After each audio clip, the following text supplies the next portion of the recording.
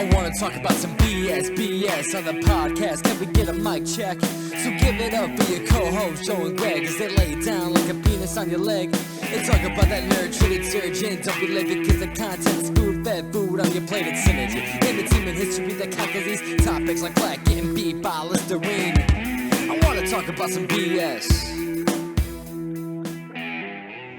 Rolling like Limp Bizkit.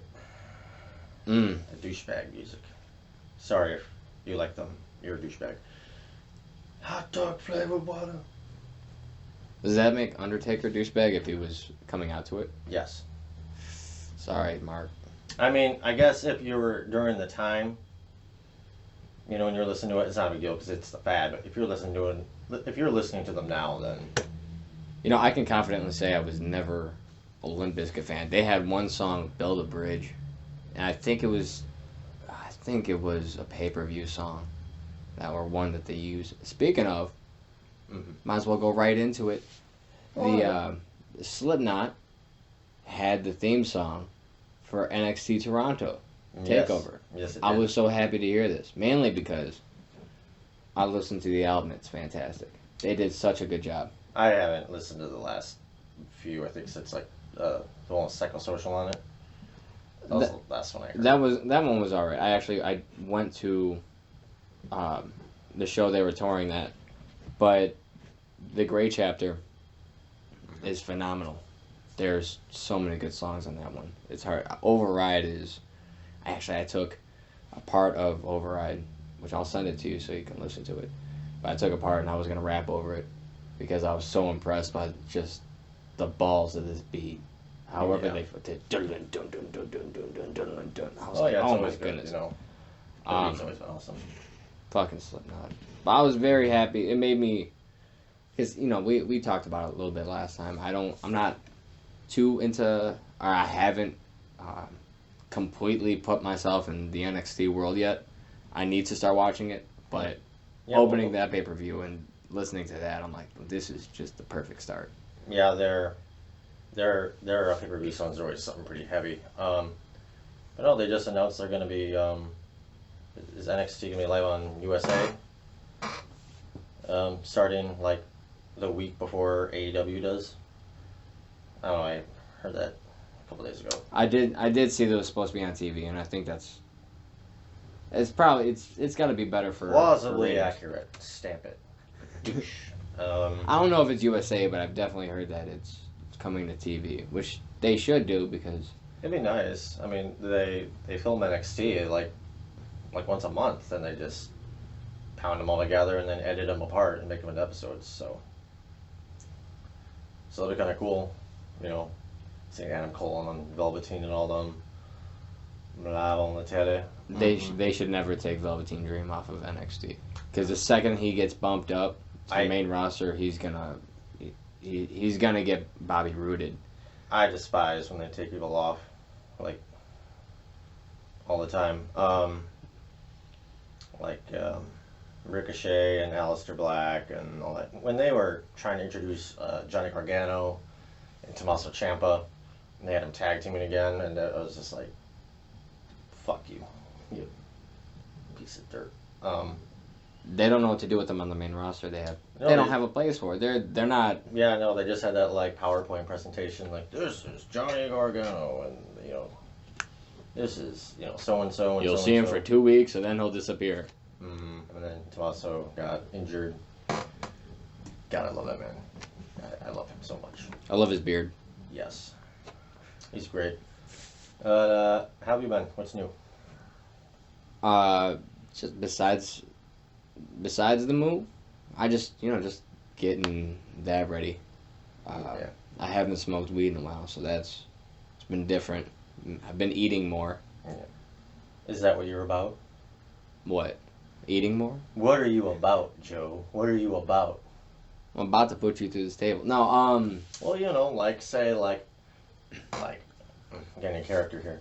Like, I'm all about going off the exit and onto the freeway and merging into other lanes with my sandals off. That's what I'm all about. What are you all about, Joe? I'm about not wearing sandals. Yeah, I got the Velcro ones. the house slippers. I like house slippers. I can't do sandals. But I do like to drive manual with no shoes on. Manual seems like too much work. Then again, I've never had one put in front of me. It's that ADD thing. It's Oh yeah, I need to be doing something. it keeps you busy. Yeah, if I'm in traffic, so say I'm on 290 and it's just packed. If I'm in an automatic, I'm bored.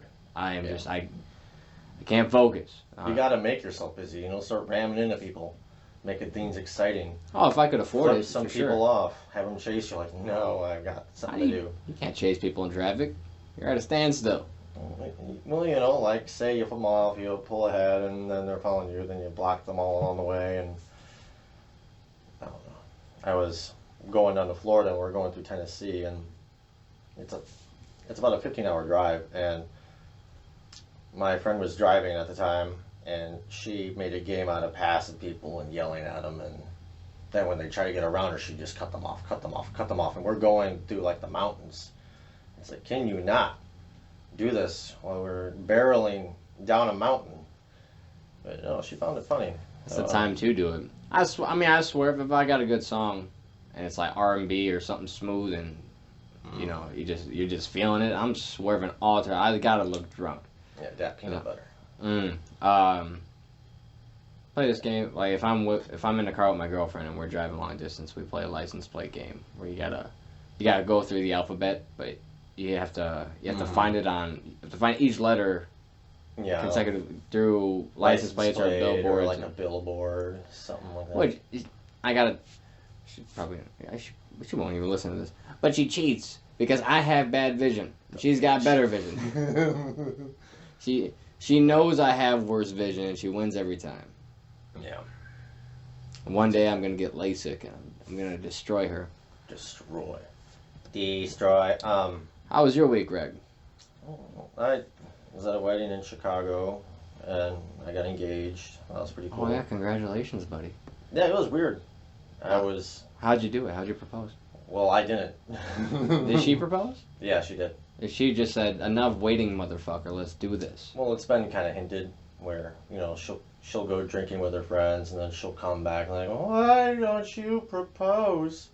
Why aren't you marrying me? And I'm like, money, stuff we got to worry about. Weddings are expensive. And then she'll come back a little later like, what would you feel about a woman proposing to a man? I'm like, well, I don't care. Who cares if you're a person? That's what matters. And then, she'd always deny that she was referring to me. She was asking for a friend, but we're at a Sox game, and it was the 8th inning. We got all the kids, and I'm stressed as shit because they keep going to the bathroom every 5 minutes, so I'm not even able to watch the game. And then she tosses this master ball at me. It's like a little master ball, like, kind of made at the home. plush. Oh, okay. Well, yeah, it's like she took like a little like a kid toy that you could fit together into like a spear, and you pull it apart. Shit. And she put tape around it and designed it like the master ball. Okay. So I'm stressing, and she tosses me this ball, and I'm like, what the fuck? And she's like, open it. I'm like, Open the ball. okay. I open it, and there's what's those there's a ring pop in there, and Chantel, my stepdaughter, just grabs and sticks it in her mouth. I'm like, what the fuck? And she was apparently so stressed out and worried that I would say no, that she didn't get on an ear, and then she just said, marry me. I'm like, well, yeah, of course, why not? I got, my problem was that I was kind of overthinking it. I'm like, well, I want to make it cool, how do I do this? How do I get her ring size? She kind of solved all that with just a ring pop, So, yeah, we're engaged, so that's kind of cool. Fantastic, man. That's so forward thinking too. Yeah. I told my girlfriend straight up, I'm the one that does the proposal. Yeah. But she took the she initiated the first kiss, and she asked me to be her boyfriend. So I was like, all right, you're already ahead of me. I get the proposal. You need to score some points here. I love the master ball idea. That's yeah, it was pretty cool. And so fucking nerdy. I love it. It caught me off guard by a lot. I was just in my own head, just like, I gotta drive back home from Chicago to this, then just throws me that, and like, just took me for a loop. took me a bit to catch up to what's happening, but once I did, it was like, oh yeah, awesome, totally. Nice, man. Why It's a not? good way to end it too, or end the.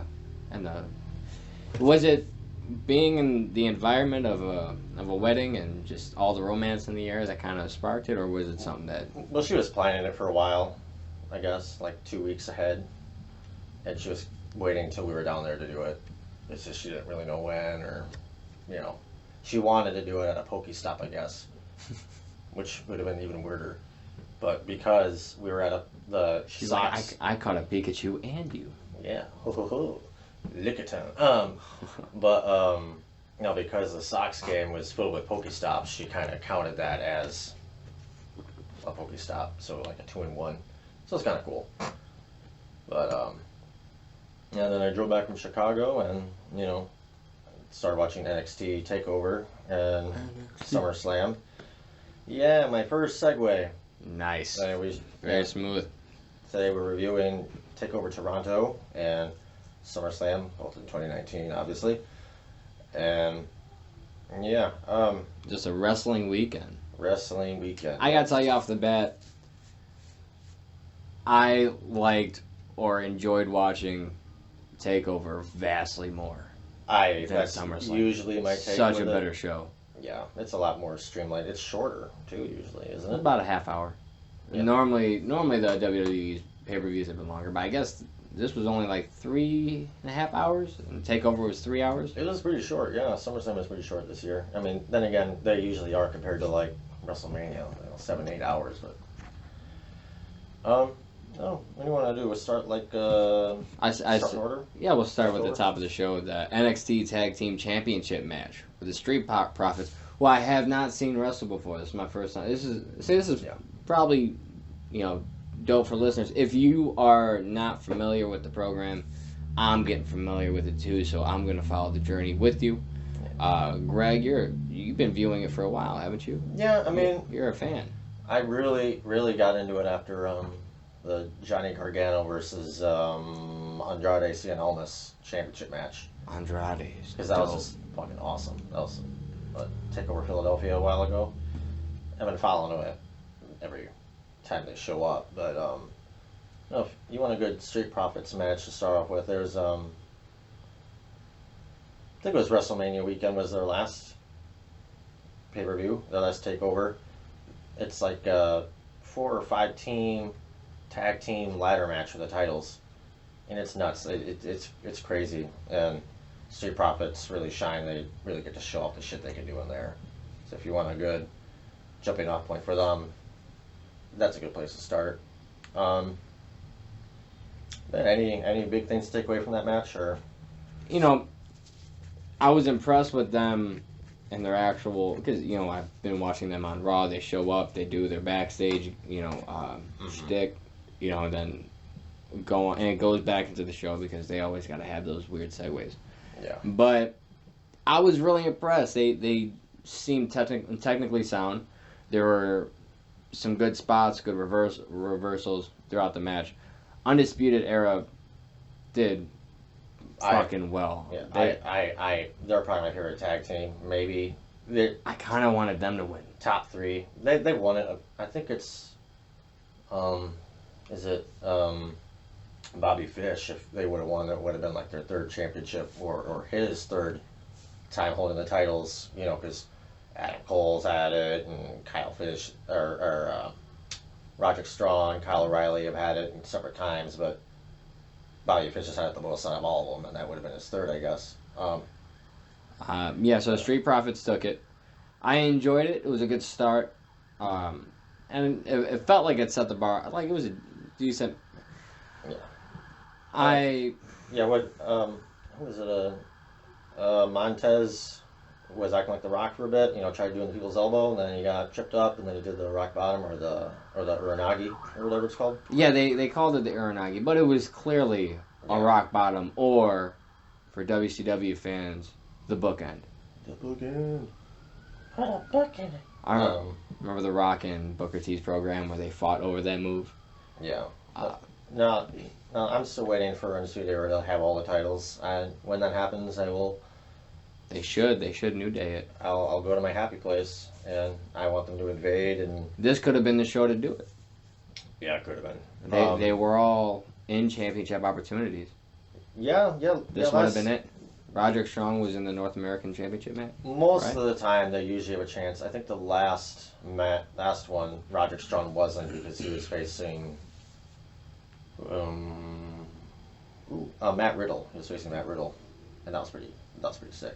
I don't know if you want to jump to the next match then. We got the grudge match, which for the second match, it was match of the night for me. Yeah, it's definitely up there. It was really good. Io Shirai versus Candice LeRae. Io Shirai got the win via submission because Candice passed out and didn't. Well, yeah, it wasn't even submission. It was just she just took it. It was is going all Iron Man on it. Yeah, she went Taz, acting like her husband Johnny Gargano, which is pretty cool. I was very impressed with these two, and I was immediately disappointed that this wasn't the match for the NXT Women's title. Shayna Baszler was going to have that for a bit, but that this was a championship caliber match. I was very impressed with it.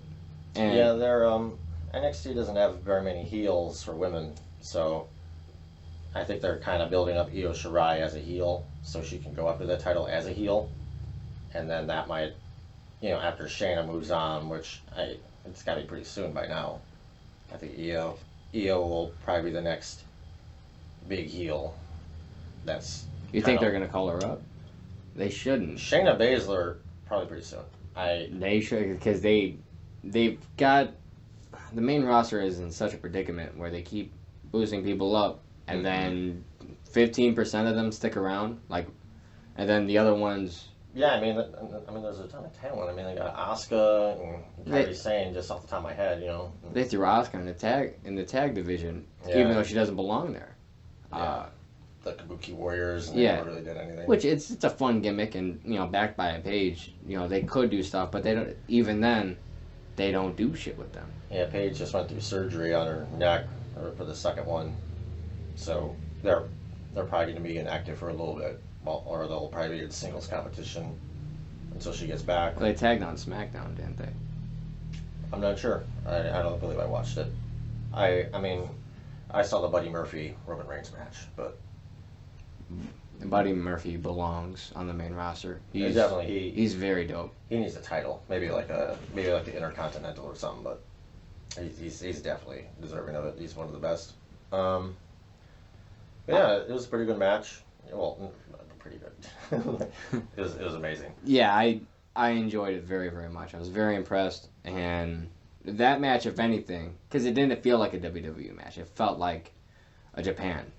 Yeah. Where it kind of, it's a lot of pretty nut spots and, kind of drags on a bit, where WWE is more like 8 minutes. There was no res holds. It was all just, just captivating. Yeah, Candice and Io can both go. What was it? It was Matt Riddle and Killian Dane. I'm happy Killian Dane's back on NXT, kind of like, did you see the last NXT Takeover, where they brought Tyler Breeze back? I watched parts of it. I didn't watch the whole thing. I think it was the last one. I'm not sure, but that's a good match with Velveteen Dream, and I'm probably missing one. I doubt it's been that long. Did Tyler Breeze, did he stay on NXT, or did they just have him come out? He should still be there. Yeah, they full on transferred him. They moved him on, which I think is great. I agree with that, because they had no idea what to do with him on the main roster. Fandango was hurt, and he was just sitting there doing nothing. There's a lot of people that could benefit from that, but you do that, which I think would be, if they increase the length of the NXT televised live show, and they bring other people back, like Bobby Roode, other like alumni, like Shinsuke Nakamura, maybe Samoa Joe if they give him a better chance. I mean, Samoa Joe needs to stay on the main roster and have a fucking world title. He needs... That I agree with, but if they can book him better in NXT, I'd rather see him on that. But if they'll give him a world title and they'll let him do his shit, I'm more than happy with it. But what I'd like to see them do, and economically, this might not be a favorite opinion, but they should release a shit ton of talent. They should. Keep people they know they're going to use. There's wrestling promotions everywhere. Nobody's nobody's going to be out of work. Yeah. If anything, they have Impact. Yeah, I know AEW is not going to scoop up a lot of former WWE talent. No, they only have a few in mind. But Ring of Honor, like they can always work. Mm-hmm. And the inactive talent in the WWE, there's no way they're making a lot of money to where it's an incentive to stick around. Yeah, they got, not Eric Rowan, but Luke Harper. You know, he tried getting released, and they denied him it, and then they increased his contract by like 6 months. To Just do for asking. To do what? A lot of nothing. He's getting in his 40s, you know. That's Dolph Ziggler, I guess. It got denied. Yeah, he wanted to do his little stand-up thing, and they told him no, for whatever reason, you know. So It's going to start making a lot of people unhappy. They're like, you're too good of a seller. We're going to job you out every week. Yeah, make you face a bunch of legends and... Which is disappointing. Yeah, but... no, for that, we'll get to that later, but... Next on the card was NXT North American Championship Triple Threat match. Velveteen Dream, the champion, versus Pete Dunne and Roderick Strong. I love all three of these guys. I love Pete Dunne. I love his title run. I love Roderick Strong and Undisputed Era. You know, Velveteen's probably my least favorite, but, you know... I was impressed. I'm impressed by this guy. That, I love him. Like, Velveteen's probably the least flashy. Like, on purpose, he does more old school moves. You know, Randy Savage, Hulk Hogan type shit. Well, he makes it up with his charisma. Oh yeah, it's fantastic. You know, he's awesome. He's, other than the Fiend, you know, he's probably the best character actor, probably in the company. Yeah, for sure. Maybe. I mean, I probably have to think about it, but he's definitely up there. Well, as far as really being in, his character, I don't know how he is in real life. But I feel like he's a dick. As far as nothing.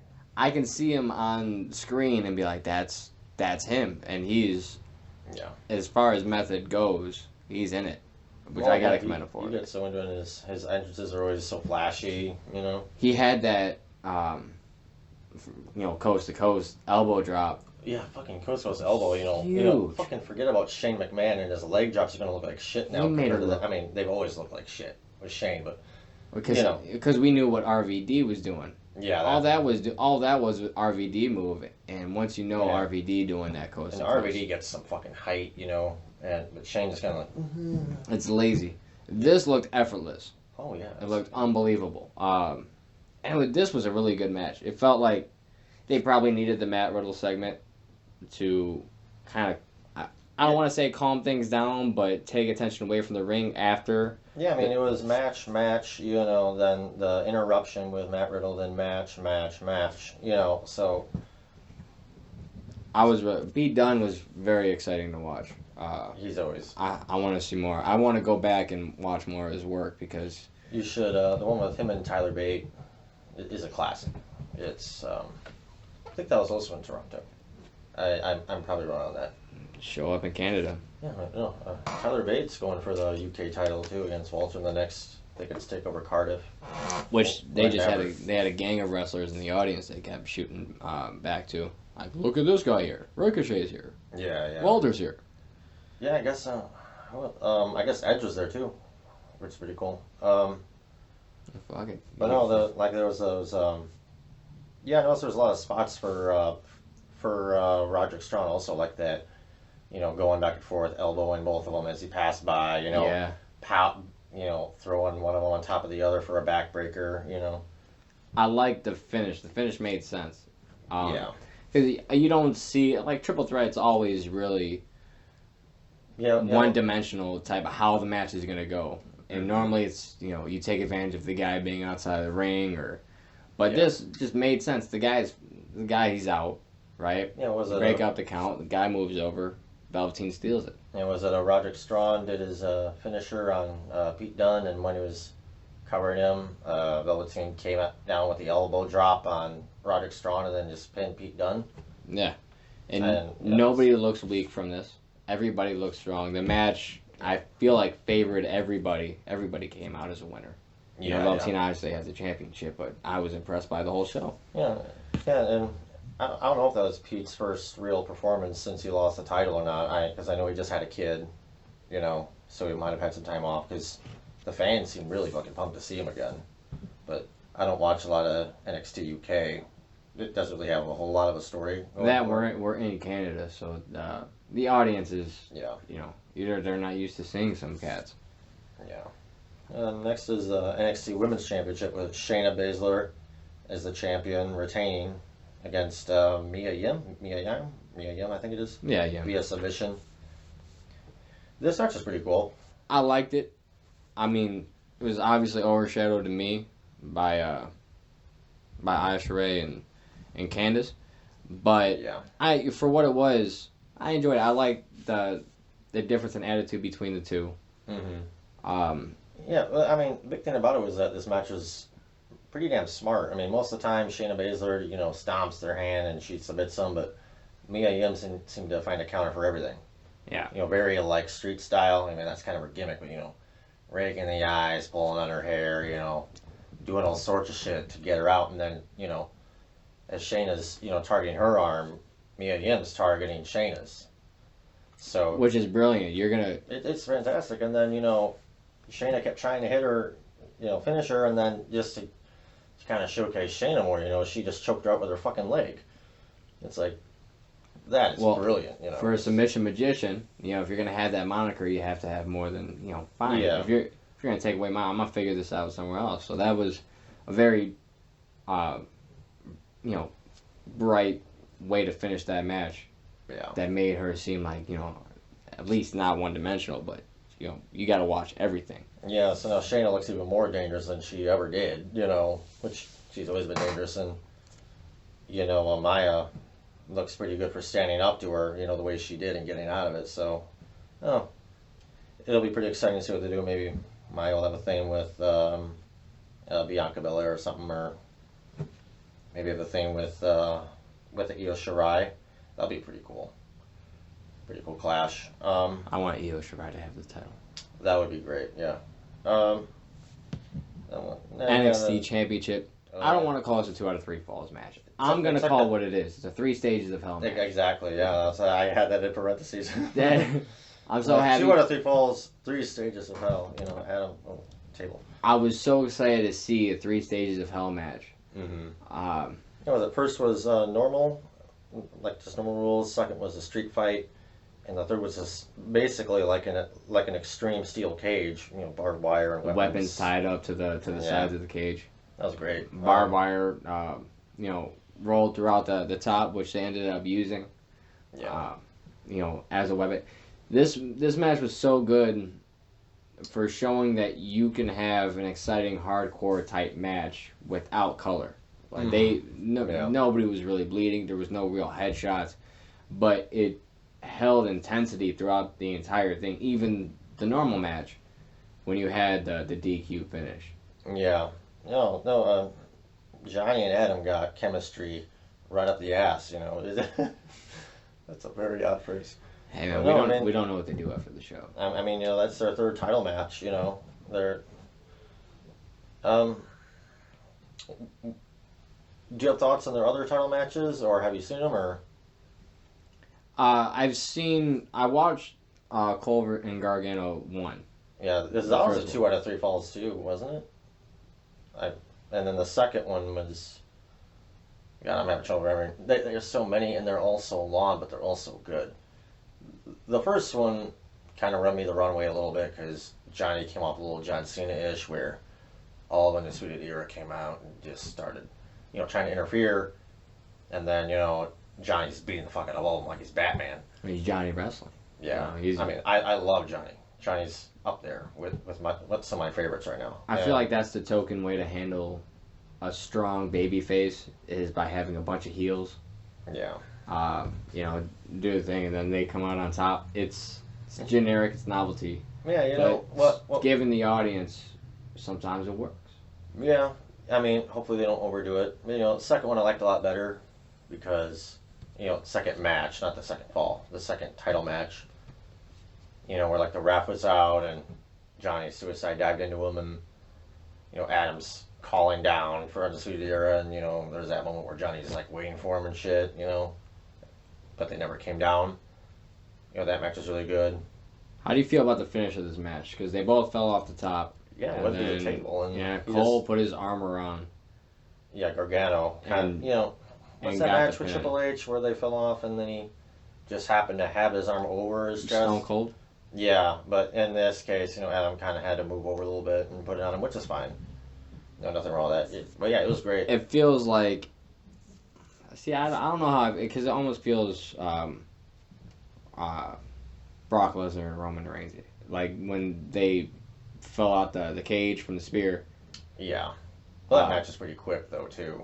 This is almost 45 minutes. I want definitive endings, which we're going to end up talking about later on, spoilers, with SummerSlam. Yeah, I mean, Gargano's probably moving up after this, I would imagine. Do you think he's going to go to SmackDown or Raw? He should go to SmackDown. It's been rumored he's going to be moving up for a long time, and I know Dave Meltzer has been claiming that for a long time, almost after every pay-per-view. Now Johnny's done, now he's done, now he's done, now he's done. Like, he's never done. And I'd like him to move up, and I also really would not. Because, Johnny's a worker, he could do 30, 40-minute matches, all day long. He's not going to be able to do those matches, on SmackDown or Raw. He's just absolutely not. So, but I think mean, if that's they're gonna take a lot of the, if they're gonna put NXT on TV anyways, they're gonna fuck with the formula.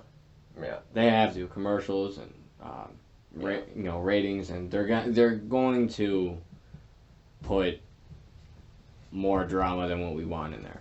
So that's the thing where I think he may stay on because of NXT TV going live now, where they want some more like established NXT stars, and Johnny's been there probably the longest out of all of them,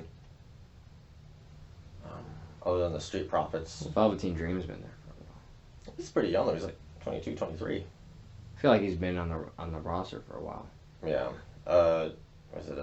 D'Angelo Dawkins has been there since like almost the beginning, and just going through different gimmicks, and now he found the Street Profits, so he might be the only one I can think of that's been there longer. I'm sure I'm wrong. Maybe Cassius Ohno, but yeah, he seems to just fill that lower mid card spot. Yeah. I need we got a newcomer. We gotta have him look good, so we're gonna put him against Ohno. Yeah. So, like, that's where he's at right now. Yeah, and he seems fine with that. I mean, he's doing a lot of stuff on NXT UK, and I know he had a match with John Gallagher. Is that his name? The really pale British dude. It's something Gallagher. Oh, with the Jack? Jack Gallagher. With the mustache. Yeah, they were on NXT UK, and they had a really fucking bomb-ass So match. he was on 205. Yeah. Yes, those guys kind of switch back and forth now. Like, Oney Lorcan goes back and forth now and again. You might as well. I mean, none of them are really considered the top brands. Yeah. And just fine. It works. They give jobs, man.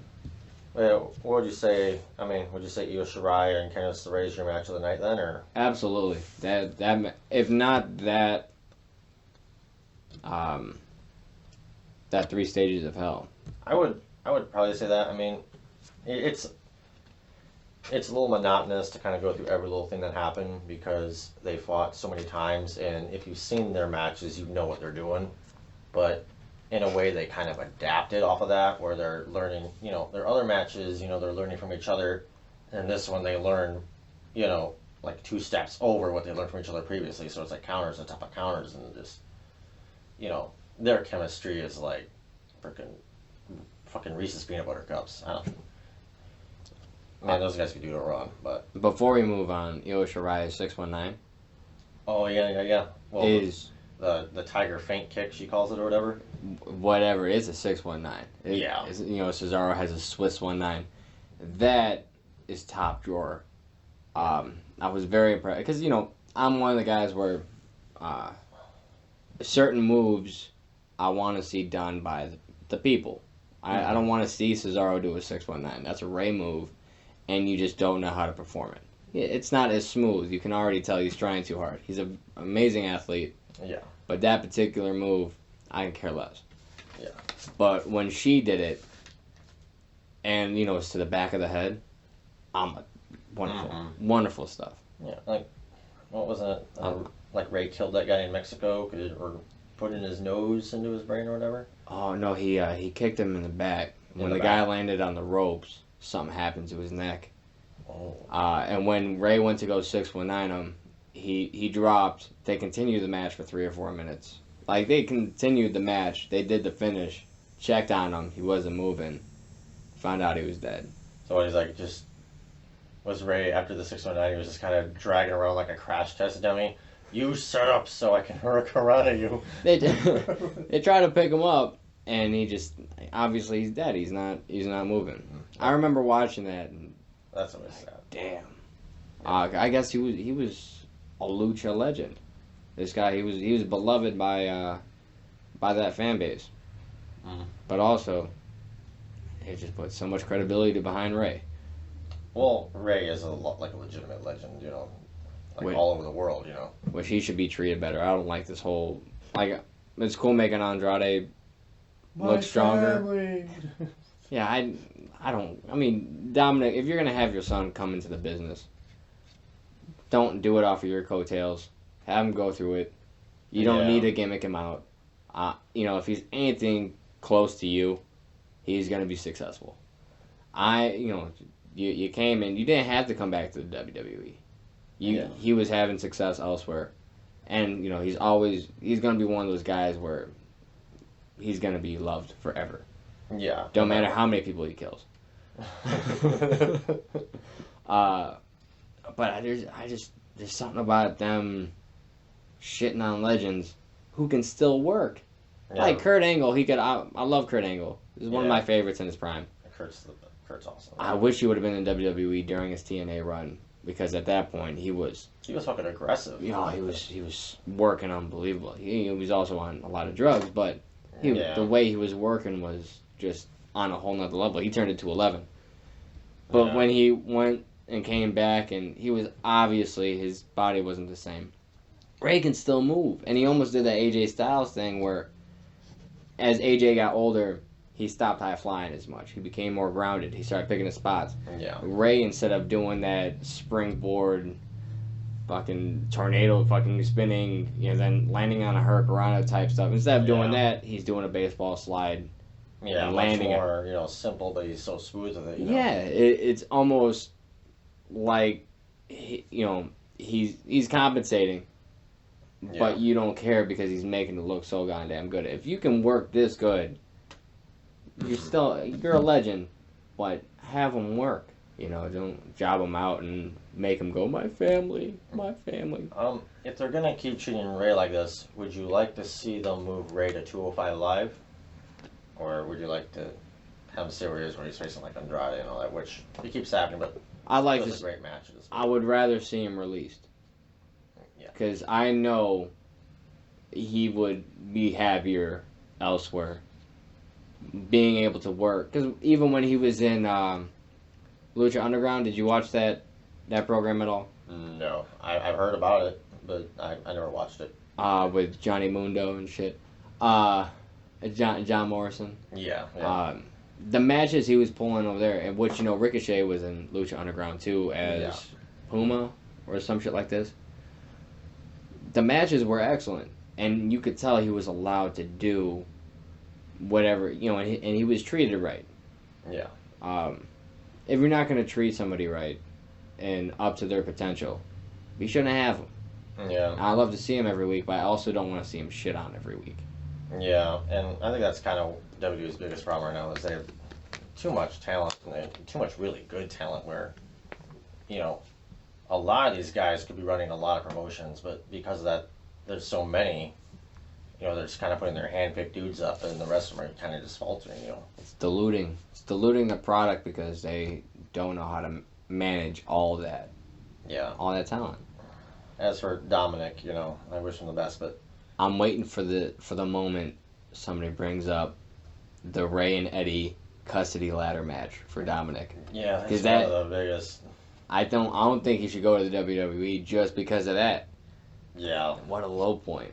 That's bad, but you know, kind of like how they're handling Johnny Gargano and Candice LeRae, where, you know, they're very much together, but, you know, they don't come down to the ring together. You know, they're not always seen together. You know, every now and again, you know, big title wins, things like that, they'll come together.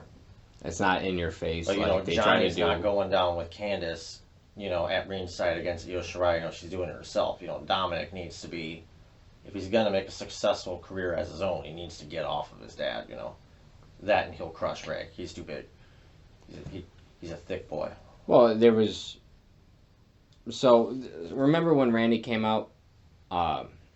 And it really took until the Evolution stable to really come together. But even then, he wasn't riding off of Cowboy Bob. Mm-hmm. He was in a faction. He was making moves. Everything made sense, and he was a fantastic heel as soon as that happened. Before with the override finisher. Oh, that weird fucking leg thing he did. Yeah. Oh, that was so awkward. Which is definitely not an RKO, but that was, he didn't need Cowboy Bob, and it wasn't until he was already successful that they brought him in for a storyline. Mm-hmm. So they said third generation superstar and all this, but it wasn't in your face. Randy was becoming Randy Orton. Mm-hmm. Instead of the son or whatever. So there's a way to do it. You can always bring in Ray later on, but if that's what you're trying to... I guess a similar one would be kind of like Rikishi with the Usos, Like, everyone knows it. But they're not... you don't have to put it on the table. They're talented guys. The big legend comebacks, Rikishi shows up, dances with the kids, that's fine, Ray wants to come back and tap his son on the back, backstage, it's on camera, fine, but, they're like, my son, my family, it's like, you're gonna drag it down, dude, You're killing the push before it happens. And I'm sure that's not all him, I'm sure that's... Have you seen Dominic wrestle at all yet? Have you seen... No. Any kind of work? I know he's in... WWE's planning on... They're trying to sign him to get him in developmental. I read that he was against going to NXT. So even then... Well, that's just... Yeah. Go to NXT first. First off, it's better. it's just a better brand. The teachers, you got Scotty 2 Hottie down there, you got... I'm so happy, because Scotty, he was underrated. Scotty's great. What a fucking worker. You got A-Train, Mr. Harry back, you got HBK, Prince Albert, remember that? Remember he was Prince Albert in 2000, 2001? Maybe 1999? Not too... He was pierced up. Like, he already had, like, the 3-lip, but he was pierced the fuck up. He had... I remember when he came back from Japan as that weird fucking samurai. Oh, yeah, with the fucking body paint on and shit like this, face paint. Yeah, it was... Weird, he shouldn't have done that. Yeah, but no, Dominic, go to NXT. If you listen to this, which if you aren't, you're a piece of shit. And if you do listen to this, you're a piece of shit. Go to NXT. I love you. Don't beat me up, because you'll probably beat me up. You got a bunch of travel tattoos. He's substantially bigger than his father. Yeah, substantially bigger than me, that means also. No, I don't want to see... I can't wait to see his first match, because I'm really curious on how he's going to work. I hope he doesn't do a 619. He'll kill everybody. I think he's too big for a 619. Yeah. Fly off the ropes on the other side. He should do a Stone Cold Stunner. Like, shouldn't have ate that croissant. Fuck. An enchilada. It was definitely an enchilada. Do you want to do the kickoff matches? Sure, yeah, there's like Buddy Murphy's first match. Fucking Buddy Murphy. That's worth talking about at least because of Rowan and, NXT, the women's tag titles are in that. Okay, alright, so... The Cruiserweight title, I would like... Because I didn't get to see the kickoff portion. Because by the time I started watching it, it had already begun, and then you hit the network, and you start from the beginning. When you start from the beginning, you don't get to see the kickoff. And a lot of it was missable, you could have went without it, but, there's some pretty decent highlights to it. I wish they had it in like a Sunday Night Heat format. It's a separate show. It's available to watch. Yeah, maybe like a different arena or something? Like a smaller one? No, he was the same arena. They just changed the graphics. Yeah. Kind of like 205 Live, where they changed the ropes and the graphics and all that and make a big thing of it. Yeah. But at least it stood on its own. It prepped you for the pay-per-view. Yeah. It involved continuity. So if Stone Cold was in the main event, You can see him arriving to the arena on Sunday Night Heat, talking to somebody, saying what, telling somebody he had a couple beers. And then you had, Scotty 2 Hottie or someone on the show, your kickoff match type people. Yeah. But it all felt cohesive. Kickoff match, I want to watch it, but WWE's not making it available unless I watch it live. Yeah. Which I'm busy, WWE. Cater to me. Cater to your audience. I want Subway. I'm the one giving you fucking money. Cater. Sorry. I want Black Forest ham. Yeah, meatball marinara. No, first match was the Cruiserweight title on the line with Drew Gulak, who's the champion. And he was facing off with Oney Lorcan. Tell me about this match, Greg. Did you like it? Yeah, not really. I mean, I love Drew Gulak. He's great. I mean, almost everything he does. He's a no-fly zone guy, isn't he? Yeah, he had a very technical submission gimmick before. Now he's kind of doing like a bearded General Zod type of deal. No, the big thing I noticed was that to kind of beat him or to get the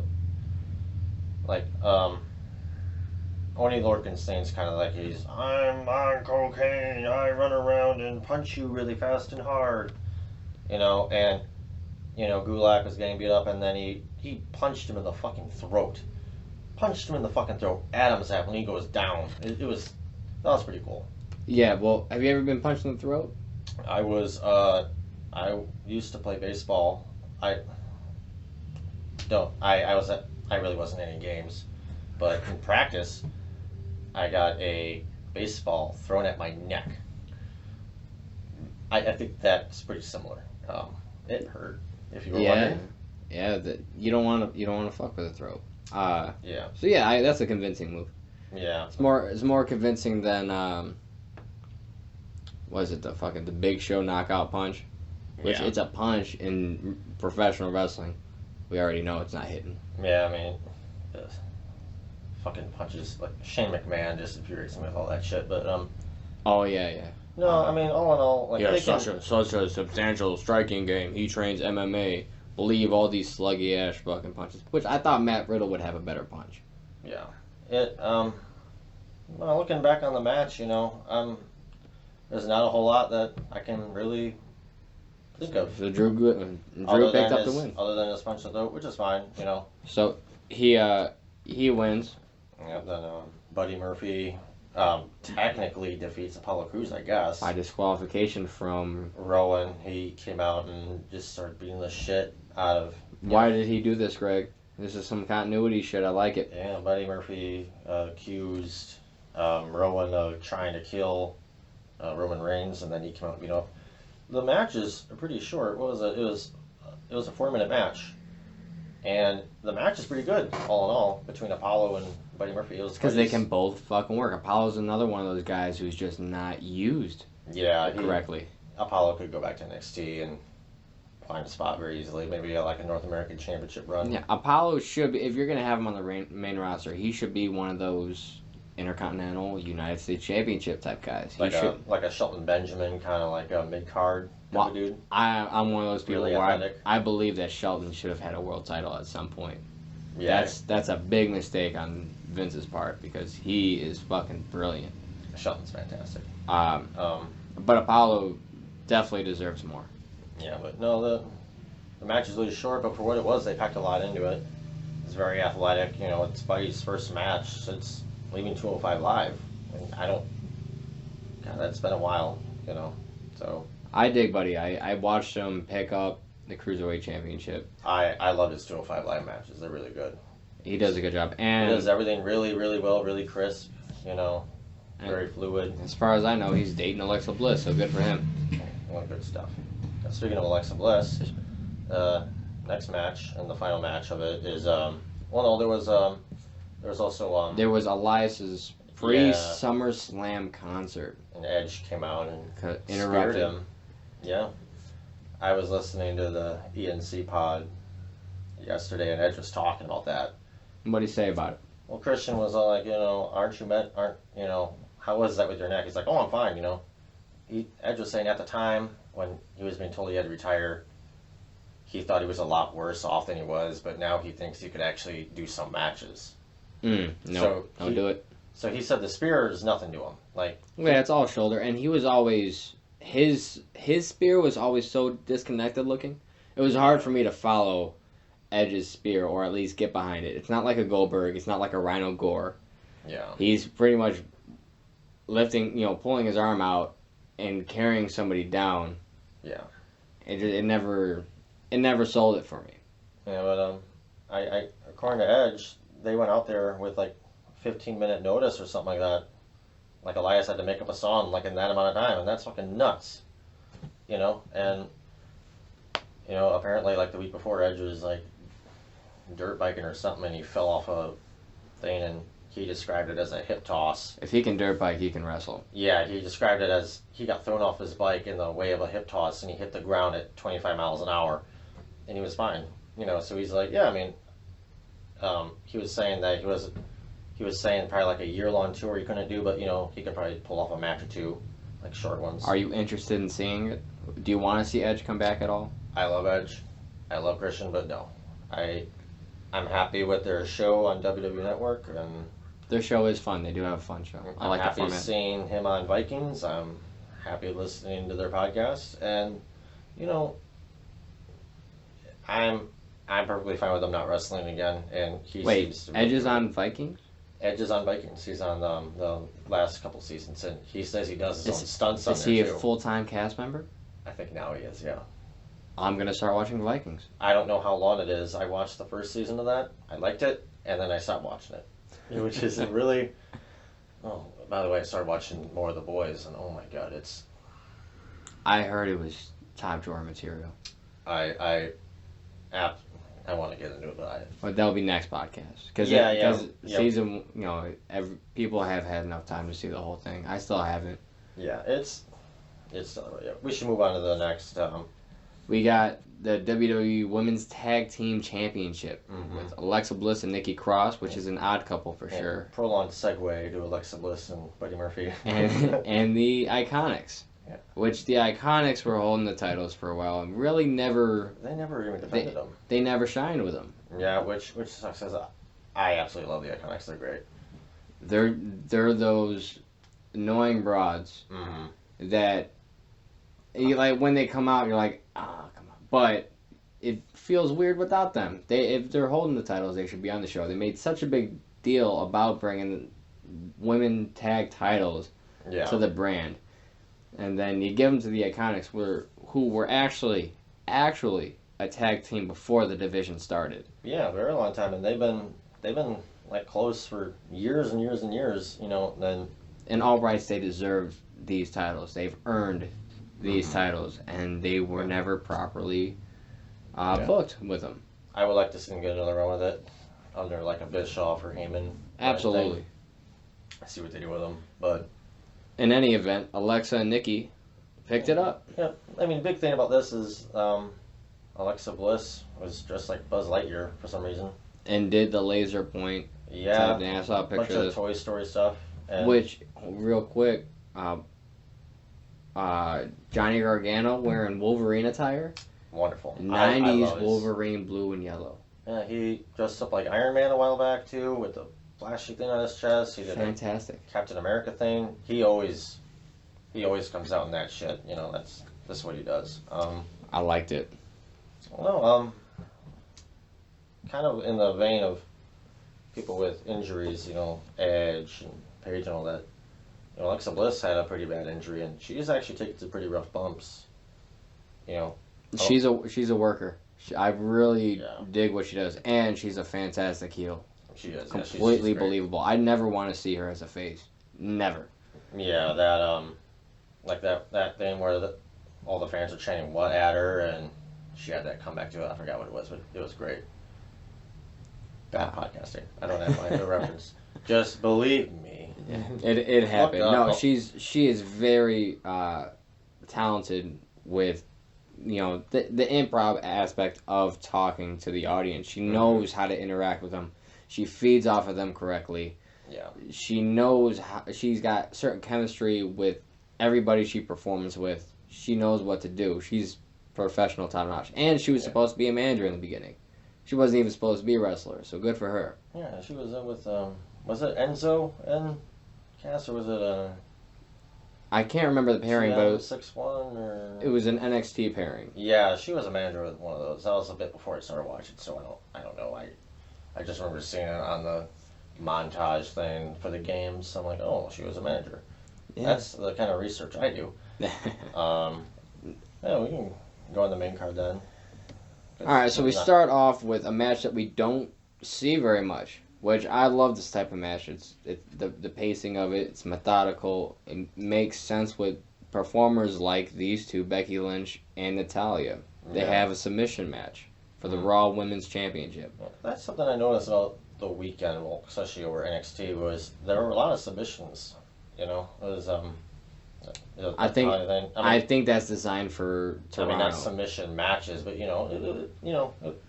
over like 2-day period, get like 3 submissions. I think that's smart. I think it's fan service for Canada, because Canadian wrestlers are very technical, very grounded. Yeah, they're workers. You got people like Brett. Yeah, there's a lot of Canadian fan service too. Throughout the night. Edge, obviously, some Toronto. You had Natalya. Velveteen Dream hit the sharpshooter at one point, which the fans went crazy about. That was great. Kevin Owens, obviously. Trish Stratus. I think that's it for the Canadian montage. At least the big ones. Yeah. Becky picked this one up. Yeah, it was really good. They did each other's moves for a little bit. Mm-hmm. A lot of counters. It was very grounded. Very it's a very like literal wrestling match. No flash shit, no real punching, just grapple, counter, maneuvering. A lot like kind of like watching 2 UFC fighters that are good like mat wrestlers. Kind of going at it. Except, with big crowd popping moments. Yeah, the pairing made sense. Yeah. The match pacing made sense. I liked the show starting off with it because, it did a good job of warming it up. Yeah. Becky is so over, and she will be over for a while. I would like to see her go back to her more aggressive. I mean... She started the man gimmick out heelish. Yeah. So it's kind of weird that... I don't like comparing every, positive heel to, like, Stone Cold. You got Kevin Owens and Becky Lynch. But, that's kind of what it is, And I like to see her go back to, the more... She's an anti-hero at this point. Yeah, during all that Seth stuff, where they're in a relationship, everyone, look, they're in a relationship. They kind of lost a lot of that muster. Seth got neutered by a lot, especially with that, Brock Lesnar's a copycat of me, Obviously not. Brock Lesnar is a copycat of Brock Lesnar. you dumb motherfucker. It's like Brock Lesnar saw a picture of him as a baby, like, that's who I'm gonna be. But no, this match was really good, and the crowd was really into it. Very responsive. Yeah, I guess Natalya hurt her arm, and... Well, I don't think she hurt her arm. I think that was gimmicked. Yeah, then Sasha played off that when she came back with the blue hair. Oh, she's not only back, she's dangerous. I really thought... But she's a heel now, which is fantastic. I really thought she was going to go to AEW, so I'm surprised she came back, and I'm pretty sure she came back because they said, well, we'll give you the title. I would have liked to see her come back on Bayley. That match with them in NXT is really, really good. It's a very story-driven match. It would have made sense because, that would have been really good booking because you got Bayley who stuck around, Sasha, quote-unquote, try to leave, I guess. She was on Instagram distancing herself from the company. Yeah, since WrestleMania. She hasn't been on since WrestleMania. She could have came back, said, I thought we were friends. You stayed. You obviously you love this company more than you value our friendship. Now I'm going to take the title from you because obviously you care more about this. And that would have been... I would have really been involved in that one. But I also think Sasha's the only person that you can bring back and the fans would accept that wrestler taking the title away from Becky. Who else are you going to have take the title away from Becky Lynch right now? When Money in the Bank was going on and Bayley was cashing it and she took it from Charlotte, I wanted her to cash it in on Becky so bad. turn Bailey heel. That would have been nice. I mean, I thought she was going That there. would have been some. If you were gonna turn her heel, that would have been the time to do it. It's that fucking heat she would have gotten for that. But the only other person that I like to see really take that off of Becky is either Ronda Rousey, which will probably happen, or Shayna Baszler when she comes up, or the other way around, to Bailey. It's very seldom that they have a call up, take a big title away from somebody. Yeah, but I know Kevin took the U.S. title. yeah, and you got Chris Jericho and all that. But, Shayna's a beast. She could pull it off with her demeanor. Anyone that doesn't know her, they see a couple matches, they're like, oh shit, okay, that's why. But The submission, yeah, but for now, Becky Lynch is great. She retains the championship, obviously.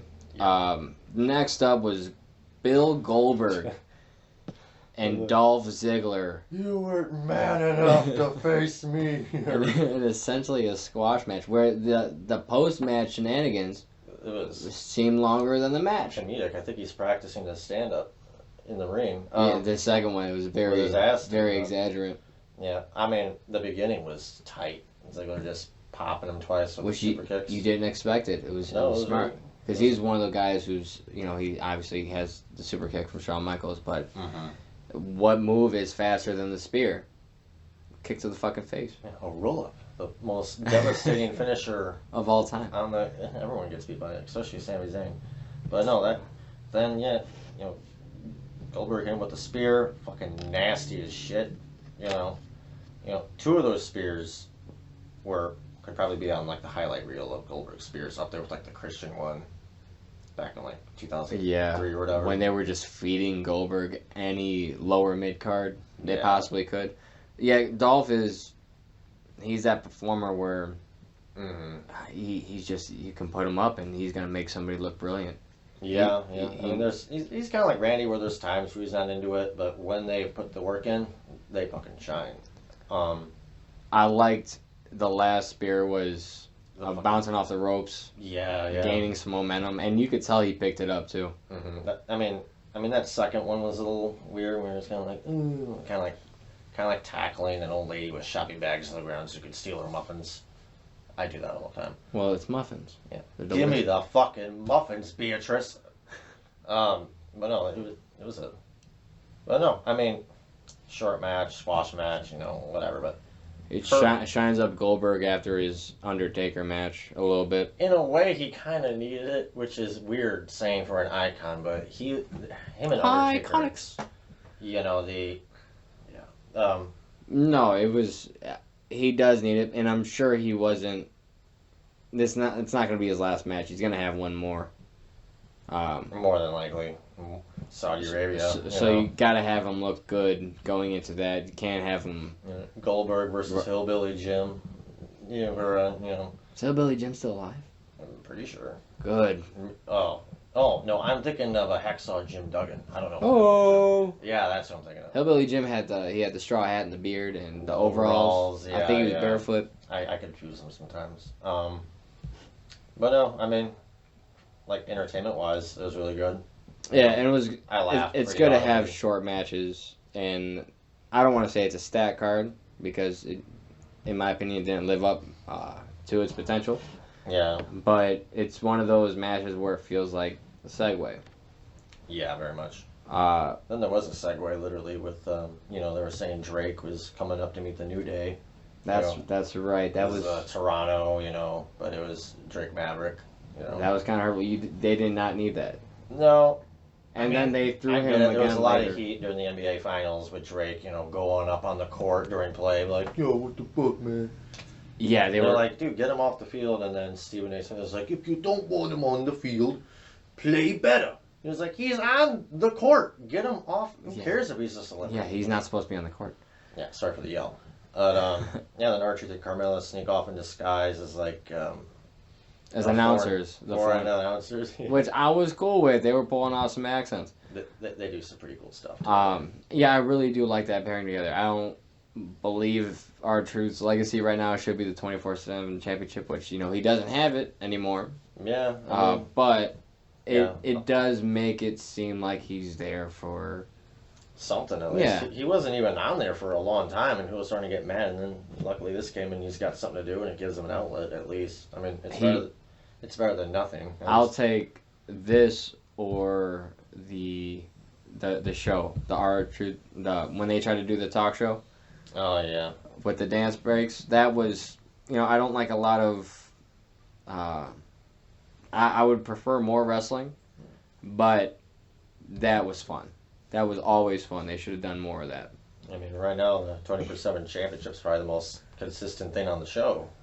Week after week, one way or another. I mean, I don't think they should be interrupting matches for it though. No. It feels like they're not taking their actual card seriously when they do this. Like, keep it backstage, you son of a bitch. Kind of. Yeah, or have a match with. I like the lumberjack setting with it. Mm-hmm. Like the mosh thing where they're throwing them back in and all that. Yeah, I like this setup. Interrupting matches and not giving your wrestlers the time that you promised them through your booking. It makes me feel like you don't care. Why should I care? Right.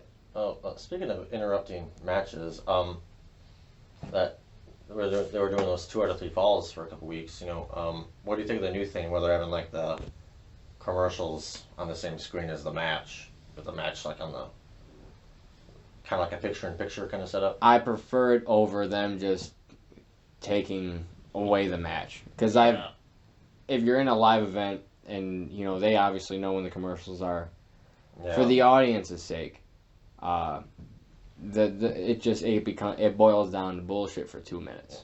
The audience was complaining about it a lot, where they'd be like just sitting there waiting for them to match or for the commercials to end, and then they know when it started up. Like, it was just like that would be damn awkward. As far as the waiting to start their next. When the two I can dig the picture-in-picture. I like to see what's going on even through the commercials. And SmackDown's very good with that. Yeah. But yeah, waiting, because you're paying. The tickets aren't really pricey, but it is an investment in time, and if you're going to go there, you want to be entertained. Mm-hmm. You need to be entertained. You're there. You spent the money. A lot of times you're buying merch, and the merch is not cheap. Yeah. And nobody wants to sit around and watch wrestlers just stand. So they need to fix. That was a weird attempt on their part. There's better ways to do it, like showing the match during the commercial. You can still have your match. Yeah. Or just wait until those wrestlers are gone. Yeah, I mean, big target should be keeping the fans happy, because if the fans are out of it, it ruins it for the people watching it. Then you're already having trouble bringing people into the live events in general. Yeah, like Stomping Grounds is pretty empty, and a lot of them have been empty. Speaking of Stomping Grounds, where AJ won the title, next match is the U.S. title. AJ Styles is the champion, defeating Ricochet. Which Ricochet was wearing the freaking Nightwing? Nightwing attire, and he had R shaped like a Robin. Mm-hmm. It was Robin-esque. I was digging that. Had to be sweaty in it with all those lights going down on him. Ricochet pulls off that one-legged springboard. Did you see? He's unreal. He really is a superhero. I mean, the whole point of wrestling is to feel like an athletic, like real life superhero type deal. That was always the idea. Like, you're going to have these larger than life characters, like personalities. You're gonna have your heroes face the bad guys, and like the bad guys are gonna give your heels are gonna give your faces a hard time, and then the face is gonna come out on top by the end. It's very superhero-ish. Yeah, like back in like the 80s and all that. It's like, I'm from America and I have big muscles, and then the other guy's like, I am from Russia, and I also have big muscles, and they punch each other in their Speedos and their vascular thighs. Now, you gotta go right for the thighs, huh? Yeah, it's always nationality, but, Yeah, but Ricochet he does it through his performance. I'm curious on if he can get his mic skills a little better. Yeah. But as a performer, there's very few on his level right now in any. He's in any promotion almost untouchable, other than maybe Will Ospreay. But that was it the 650. What's that called? The 630. Yeah, 630, I think. That move is nuts to be able to pull that off. I tried just doing a front flip on a trampoline the other week, and it was rough. This guy is talented. I can't do half a flip. I can barely do a somersault. So to do that, it's Jesus Christ. Very talented. How are you feeling about AJ Styles as a heel so far? I prefer him as a heel. I could. It's like an Alexa Bliss type deal. Mm-hmm. If I can never see him as a face, I'm fine with that. Yeah. He is a good face. But as a heel, you could tell he's in a comfort zone that he wants to thrive in. I don't know where he probably got it from his Bullet Club days. Yeah.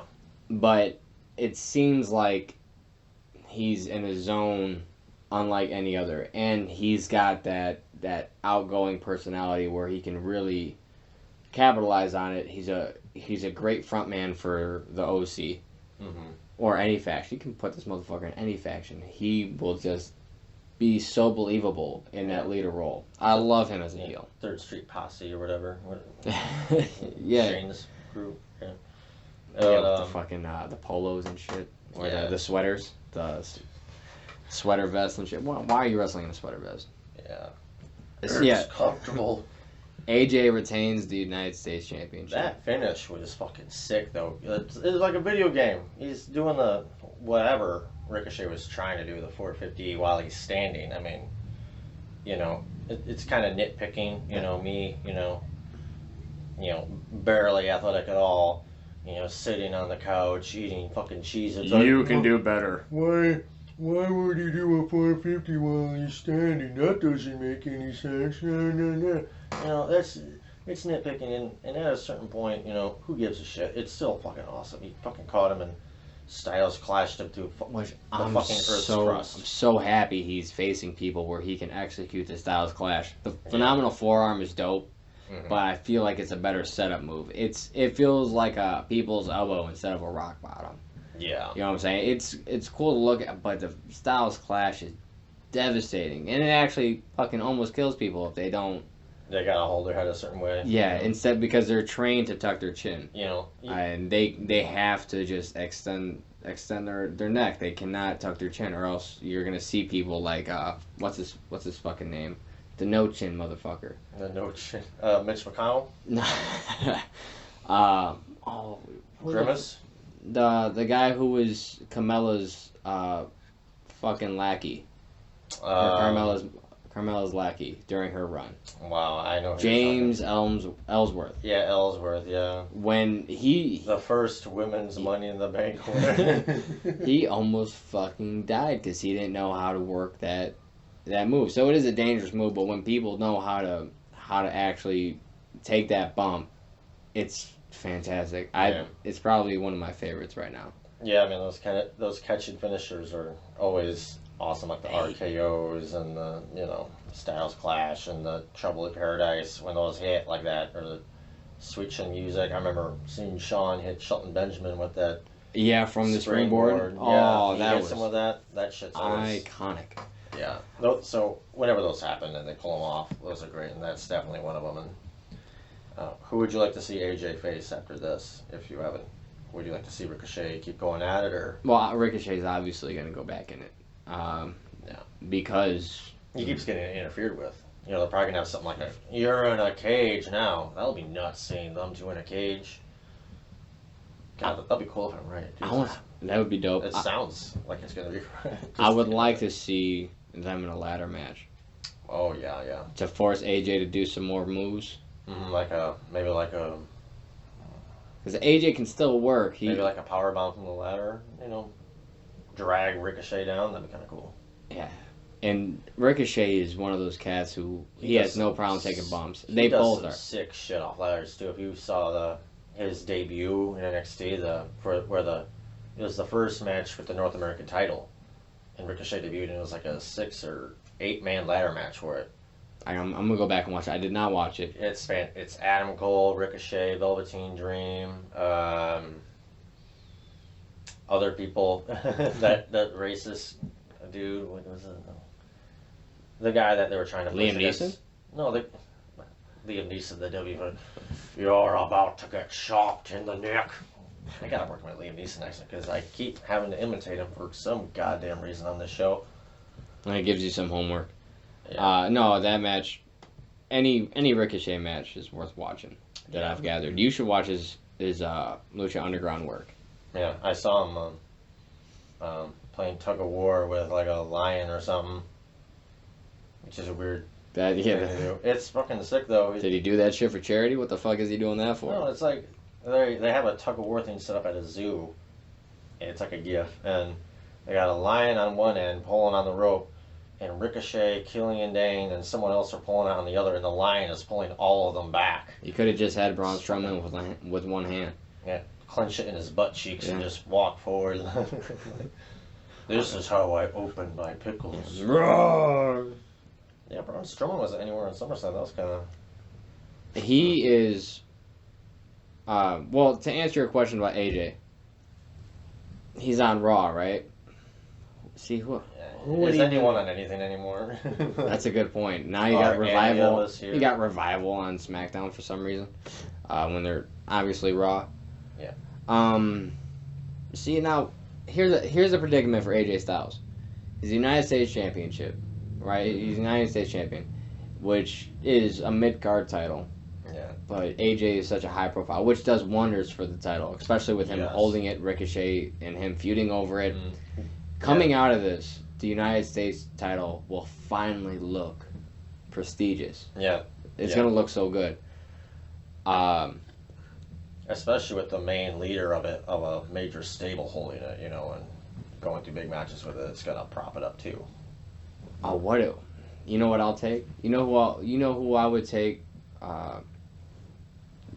taking the title off of AJ? I'll take The Fiend taking this motherfucker off. Yeah. And then I'll take The Fiend holding the Universal Championship at the same time. And the women's title. And, you can take them all. Fuck it. Bray Wyatt deserves all the titles right now. 24/7 title. Yeah. And we'll chase him down, and that'd be kind of cool. Have him in the Firefight Finals with the 24/7 title, and people chasing him around.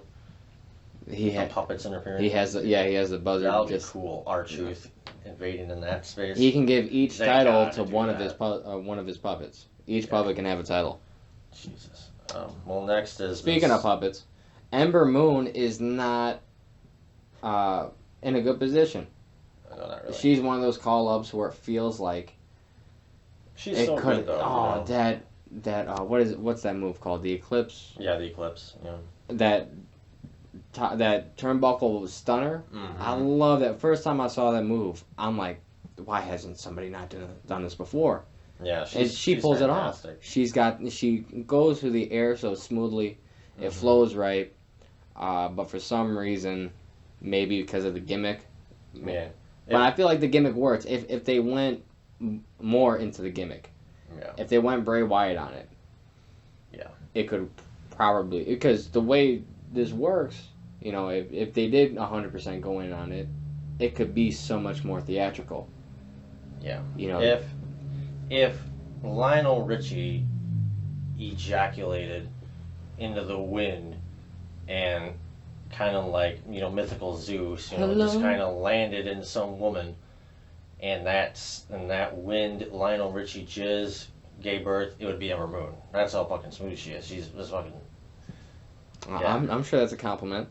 I intended it to be. No, it definitely is. She listens to this. I'm a what? She is fantastic. She deserves more. But she did get defeated by Bayley this one for a SmackDown Women's Championship. The match was good. The match was pretty good, but the crowd was not that into it.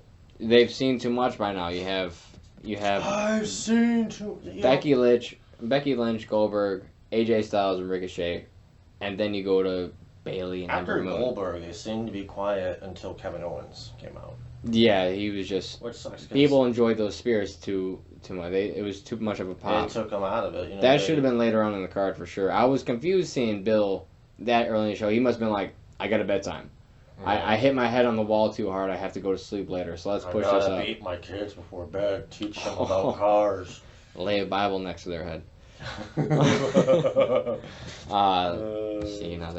That's maybe too far. Yeah, Bayley took this one. Chris Benoit is rolling in his grave because he's still hanging by that thread. or that rope, just split it. He should, as a worker, as a wrestler, fuck him as a human being, obviously. Yeah. But he should still. If people can be excited about OJ's, yards, Yeah. they can still be excited about Benoit's fucking career. Yeah. We should have a whole podcast on Chris Benoit. Oh, jeez, that's gonna get dark. A lot of jokes about death.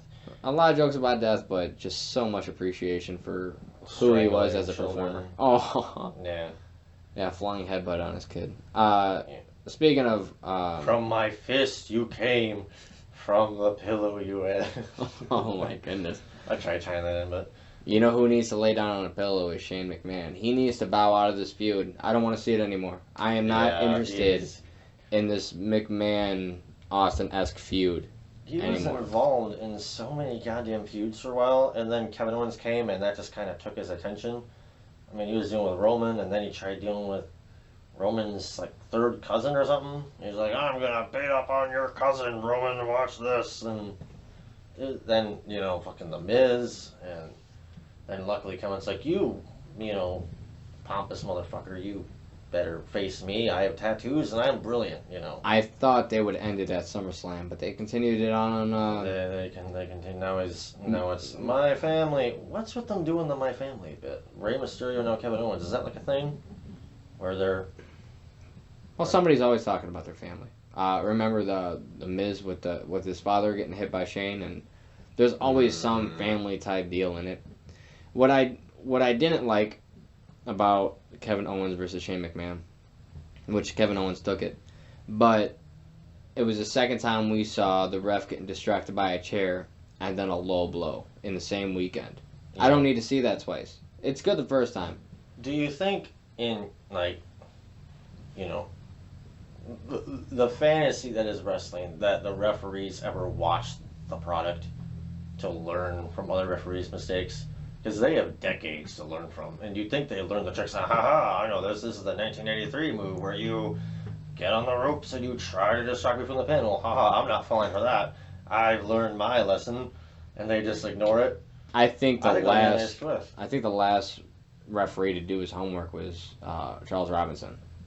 Yeah, Earl Hebner. Earl Hebner gets fired for selling knockoff merchandise. He should have learned from that.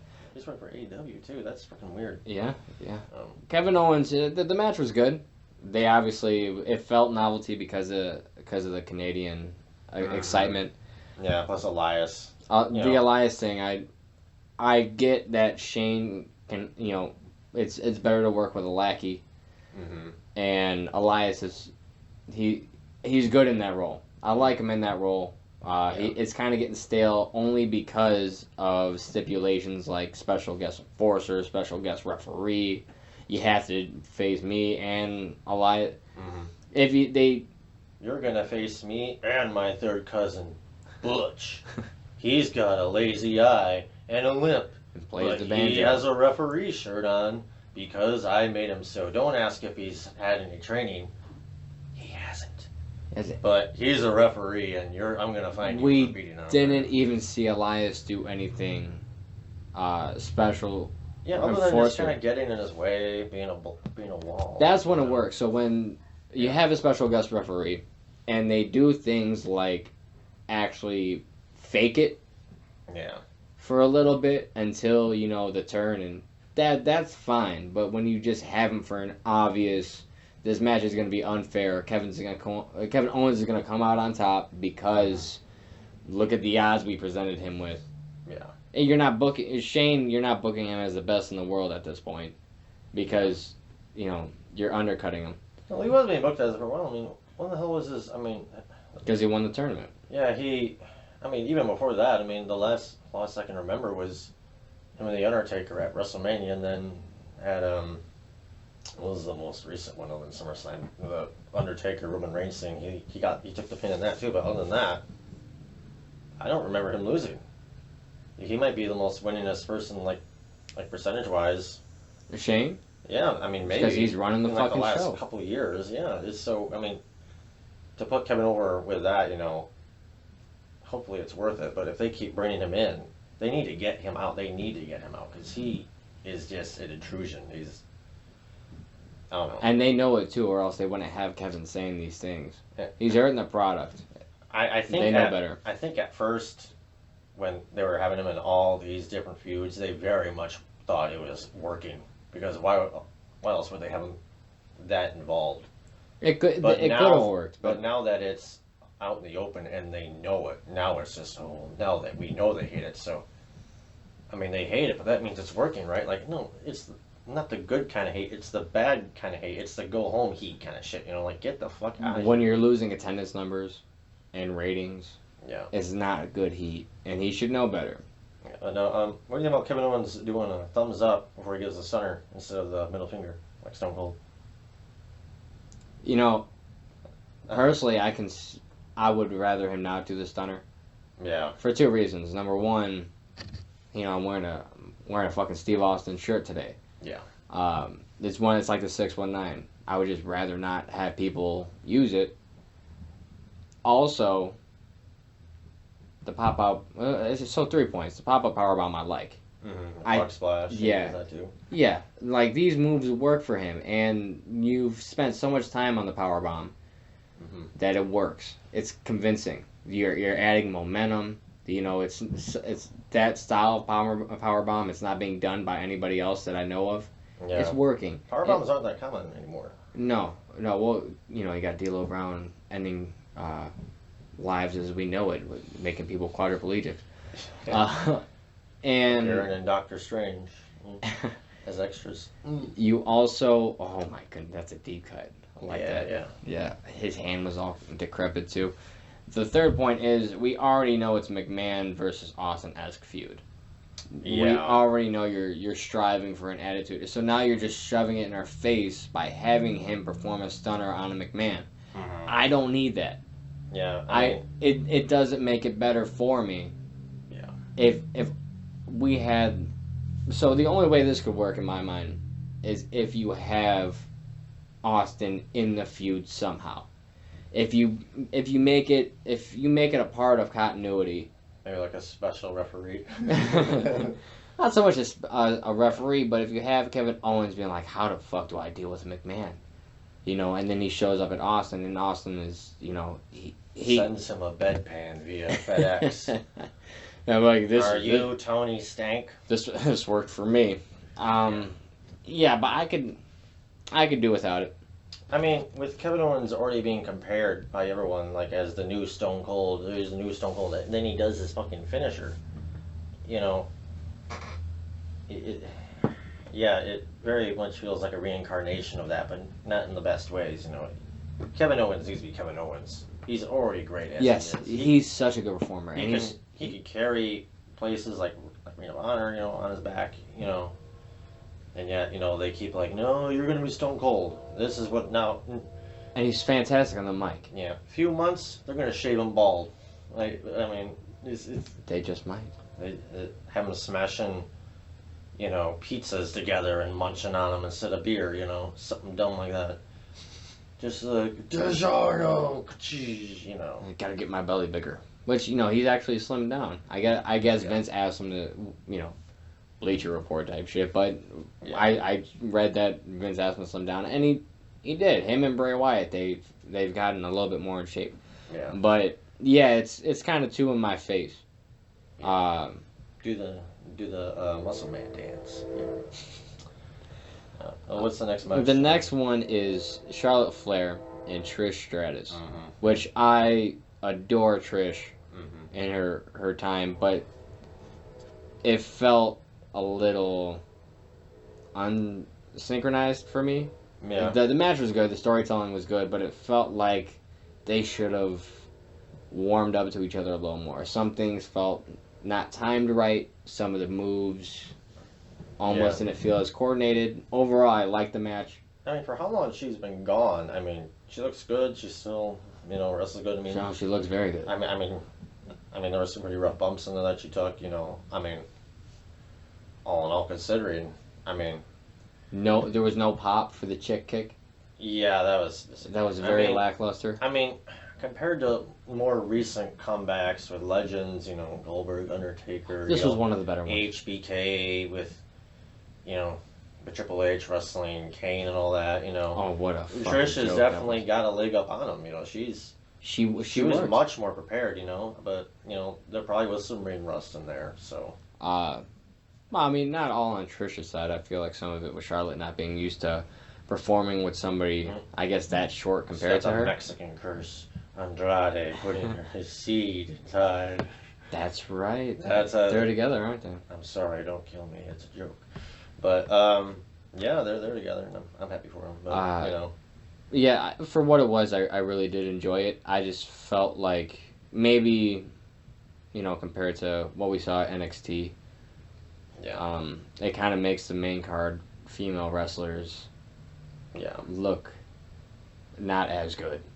Yeah, I mean, typically NXT just gets more time, Same. I mean, think about it. I mean, same. About a half hour different in time. About 5 matches for NXT, about 3 hours, and they were given space for this match. I feel like they were given adequate space. The storytelling was good. The chops were all right. The Trish using the figure 8 on Charlotte was fun. Yeah. Because Charlotte's foot looks like is about the size of Trish's head, so that it was just like looking at a floating boot in the ring. Yes. But it was a good finish. Comparatively, SummerSlam had 13 matches, and NXT had 5 in about the same amount of time. So, I mean, oh yeah, maybe they should, maybe kind of pick the rivalries a little more. I mean, I get it. It's Trish. It's Canada. SummerSlam's one of the big 3, probably the second. Well, that's the thing about pay-per-views nowadays is trying to fit as much in with as much content. But you're not developing rivalries carefully. You're not making them matter. Yeah, I mean, what's that Napoleon line? Quantity is a quality of its own. But when you're trying to entertain people, I think quality should come before quantity. It's you have to, if you want fans to invest their time, you should invest your time into the fans. Yeah. There was something about with the main eventers. If back in the day, like a Kurt Angle type deal, if you weren't holding a championship, you were involved with a story with another main eventer that meant something. Yeah, like Edge and Kurt Angle for the hair thing, stuff like that. Yeah, they slowly get into the the you suck and but there was history with that because Edge and Christian were backing Kurt Angle for a little bit. Yeah. So you got history. You're tying things together and then you tie them off at the end. Now it's just what would be really cool is if we have this person face this person. Mm-hmm. Let's do it in 3 weeks. Yeah, stomping grounds is pushed together really quickly. It's very half-hearted. It's very Saudi Arabia syndrome, where it's just like, hey, people remember them. We have to fill a guard. What did you feel about Flair and Trish? I mean, all in all, I liked it. Again, compared to other, like icons coming back, of that standard, it was miles above most of them. The match was intense. Mostly. And, Charlotte was the right one to win, because she's current. I know sometimes, just look at Goldberg beating Ziggler, sometimes they put the legends over. So it was good that they had Charlotte win. Kind of carry that over. It felt like the intentions were pure too. For this particular match, that did make sense to me. Charlotte, she wants to be the queen, but Trish is one of those female performers or performers in general that people will just remember as top. I think Trish and Lita were those people back in the day. Yeah. So I can see Flair being like, I want to stand out from that. I'm the pioneer, not them. So that did make sense. Yeah. Speaking of pioneers, I think Randy's got to be a pioneer for outlasting people in this business. Yeah, he's been there for a long time, whatever they give him. But I know there's favoritism there, but I kind of... His character does seem one-dimensional and slow, but that whole methodical pacing, him being so mature that he knows he can pick his spots.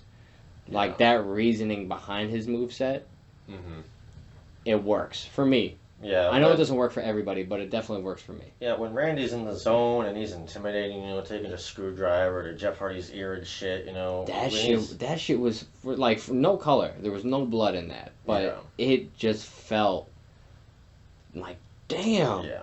When Orton's given like a reason to do it, he gets into it, like all in all, the rivalry with Kofi makes sense. They got the callbacks from their previous matches, and they finally capitalize on Randy going, the whole stupid, because that was him being frustrated at Kofi as co-workers, as not even, that was a shoot. Yeah. That was him not just being happy with his performance and just displaying it. It was unprofessional. Yeah. But they were able to use that so many years later in a brilliant way, because now you got Kofi, mocking Randy. Yeah, I mean, that's kind of the cool thing about wrestling, It's, there's not many other types of media and really anything where, you get to watch people grow, year after year, and you see them week after week doing it. I mean, yeah, it's fake, but that's another part of the whole superhero thing. We've had these characters since the 40s, and we've seen how they grow. But for these guys, it's an everlasting. Yeah, or you're going back to Randy Orton's parents. You can go back to them and then see how his kid grows. It's, I mean, if you think about it, like things like Avengers are awesome, obviously. But they take years to film and all that, and they reshoot and they reshoot and they reshoot. It's not even live. It's so great. You got this shit, it's live every goddamn week, and you get to see them. It's a continuous story. It doesn't fucking end, there's no off season. So it's really nice when that shit pays off, But I really wish this one would have paid off. So this was for the WWE Championship. Kofi going in as the champion. Randy Orton the contender. But it did not end in a way people wanted. I was pretty unhappy with it. They obviously wanted to extend the feud. I don't think they needed to. I think this would have been perfect, because Kofi's still in the phase of being a champion. You could tell this is going to be a long run. Yeah. He's still in the phase where he's tying off loose ends, proving to people that he deserves it. Yeah. This is one of those type of matches with one of those type of opponents that you have to have a definitive ending for it to feel like Kofi earned it. Well, it was kind of dumb, because Kofi beat the living shit out of him after, and if you're gonna have him do that, just give him the win. It's again a family thing where Randy's going up to his wife and children, and he's just staring at him like he's pleasuring himself in the bush. And you're gonna tell me that the ice cream man, put on. You're gonna tell me that Randy Orton is such a veteran that he doesn't take into the account that there's 10 numbers fouling him outside the ring, that he's not going to be aware that there's a such thing as a count out in a championship match? Yeah, it's I mean, if they were distracting him and talking back, but they weren't even really responding to it. They're just staring at him. Randy just saw him and was like, you see me holding your father's head? Staring at each other, and the wife's just emotionless, just like, okay, staring. Like there was nothing there, I would understand if she's saying shit to him like, you son of a bitch, I'll rip out your pancreas. Like the Miz and his dad thing. Yeah, very much. That made sense. Very much intrusive, where that's just, they're just staring at each other. No, I love the match. They distract each other. So you think about it, and unless you want to say, oh, the crowd was too loud, I couldn't hear. No. It's like bullshit. And then you got that weird thing where Randy RKO's him, and, you'd think in a title match you'd RKO him and just cover him, but he's just laying there and he's laughing, and then he lets Kofi just roll out. Well, the announcers they attempted to kind of back that up a little bit, like, oh, he knows he has it because it always works.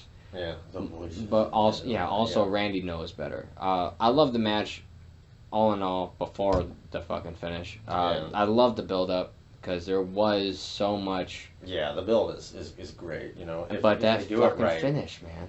If they do it right, this might be one of the better rivalries of the year. But hopefully, wasn't it last SummerSlam where AJ had a double count out as the who is he facing? It was I can't think of it, but I know last SummerSlam there was a double count out too. They've done it. They've done it often. It's a thing. That might be the thing that hinders WWE now is the fact that they can't commit to a finish. They feel like they have to extend a feud by sacrificing the match, which should never be a means to an end in this type of business. They have enough people to be serious contenders for the title if you give them time, but if you stay with the same rivalry, especially when it doesn't need to be, if it's long term like Ronda, Becky, Charlotte, and it paid, that stuff is worth it. If you pay it off. But this could have just been short and sweet. I got these gripes with the past. Oh yeah, let's battle for it. Fantastic. Wins. It doesn't need to be that long. Give it. You got Mustafa Ali, Buddy Murphy, obviously, Andrade. There's a. The competitive rivalries I feel like are ones that deserve, like, you can do a personal rivalry and that's fine, but if you make it competitive too, I don't, they fucked that one up for sure. We should move on to probably the highlight of the night, I suppose. Yeah, which also you know what's fucked up about the entrance. The entrance wasn't fucked up at all. What was fucked up was they censored it online. They censored it? They censored the entrance. They took away. So, for context, Bray Wyatt, the Fiend, has not had a match yet. This is his introduction. Yeah. We don't know what the entrance is gonna be like. We don't know what music he's gonna come out to. Which they differentiated the music a little bit. They altered it. Yeah. Which I enjoyed it very much. It was awesome. Very much fit the gimmick. What they did with the lantern was they put prosthetics over it to make it look like it was Bray Wyatt's severed head. Like the Fiend took over and took the face and put it on top. I took a Snapchat immediately. I paused it, took a Snapchat, sent it to my girlfriend, and then went, wait a minute, she might not like this. I don't know if you'll look at it. But I just had to share it with somebody. It was great, yeah. I mean, I watched SummerSlam on a website illegally, so for me it wasn't censored. So it was kind of surprising me that they did censor it. It wasn't censored live. So on replay. So yeah, it was an after the fact type deal. They probably had some phone calls or whatever the fuck. Yeah. But I mean, for a business, number one, it's TV 14. Yeah. The rating wasn't, they upped it. It was appropriate. There's no blood or anything. So it's a lantern. I've seen worse. I've seen Triple H put on a Kane mask and try to have sex with a supposed dead ex-girlfriend. Yeah, I've seen that on a weekly show, let alone a pay-per-view. You got Edge having sex with Lita in the bed. In the ring. On Raw. Pulling her underwear off. Kissing a fucking championship.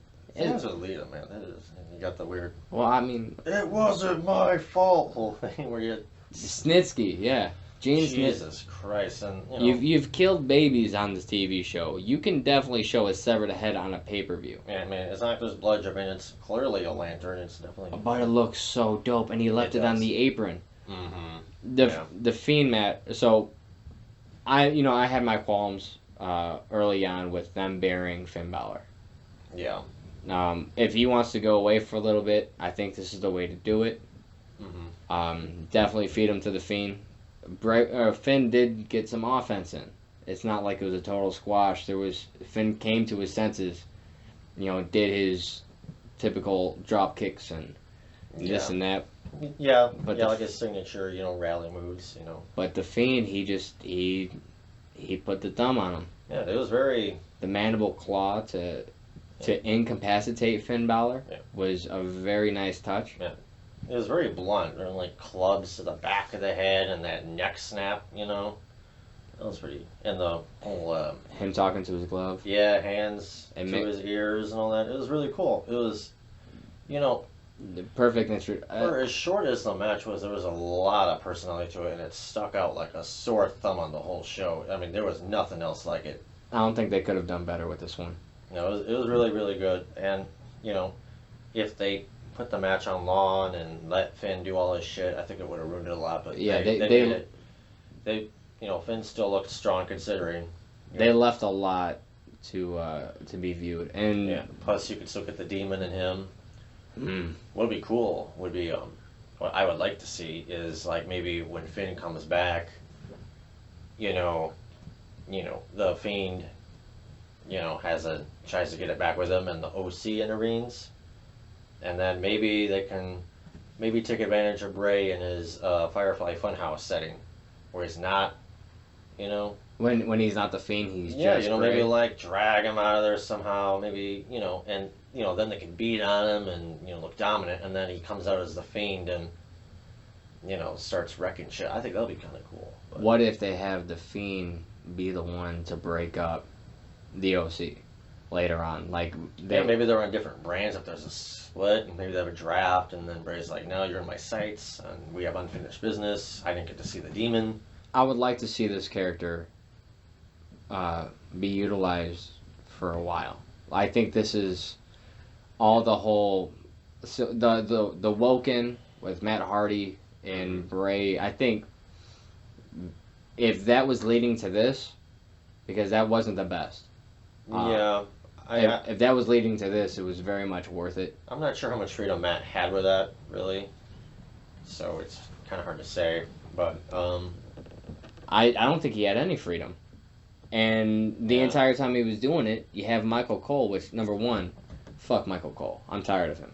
Yeah, he's they need to move on. He's over the top, and for whatever reason, you're not going to listen to this, but if you are, Michael Cole, you can do better. You need to find better use of your time. It's like reading high school newspapers that aren't even in your hometown. He's one of the 6 viewers because he seeks out positive reinforcement. But you're not getting it here, buddy. Number 1 in SmackDown, the only reason why I enjoyed the commentary was Taz. Yeah. He was only good because he was side to Taz's color commentation.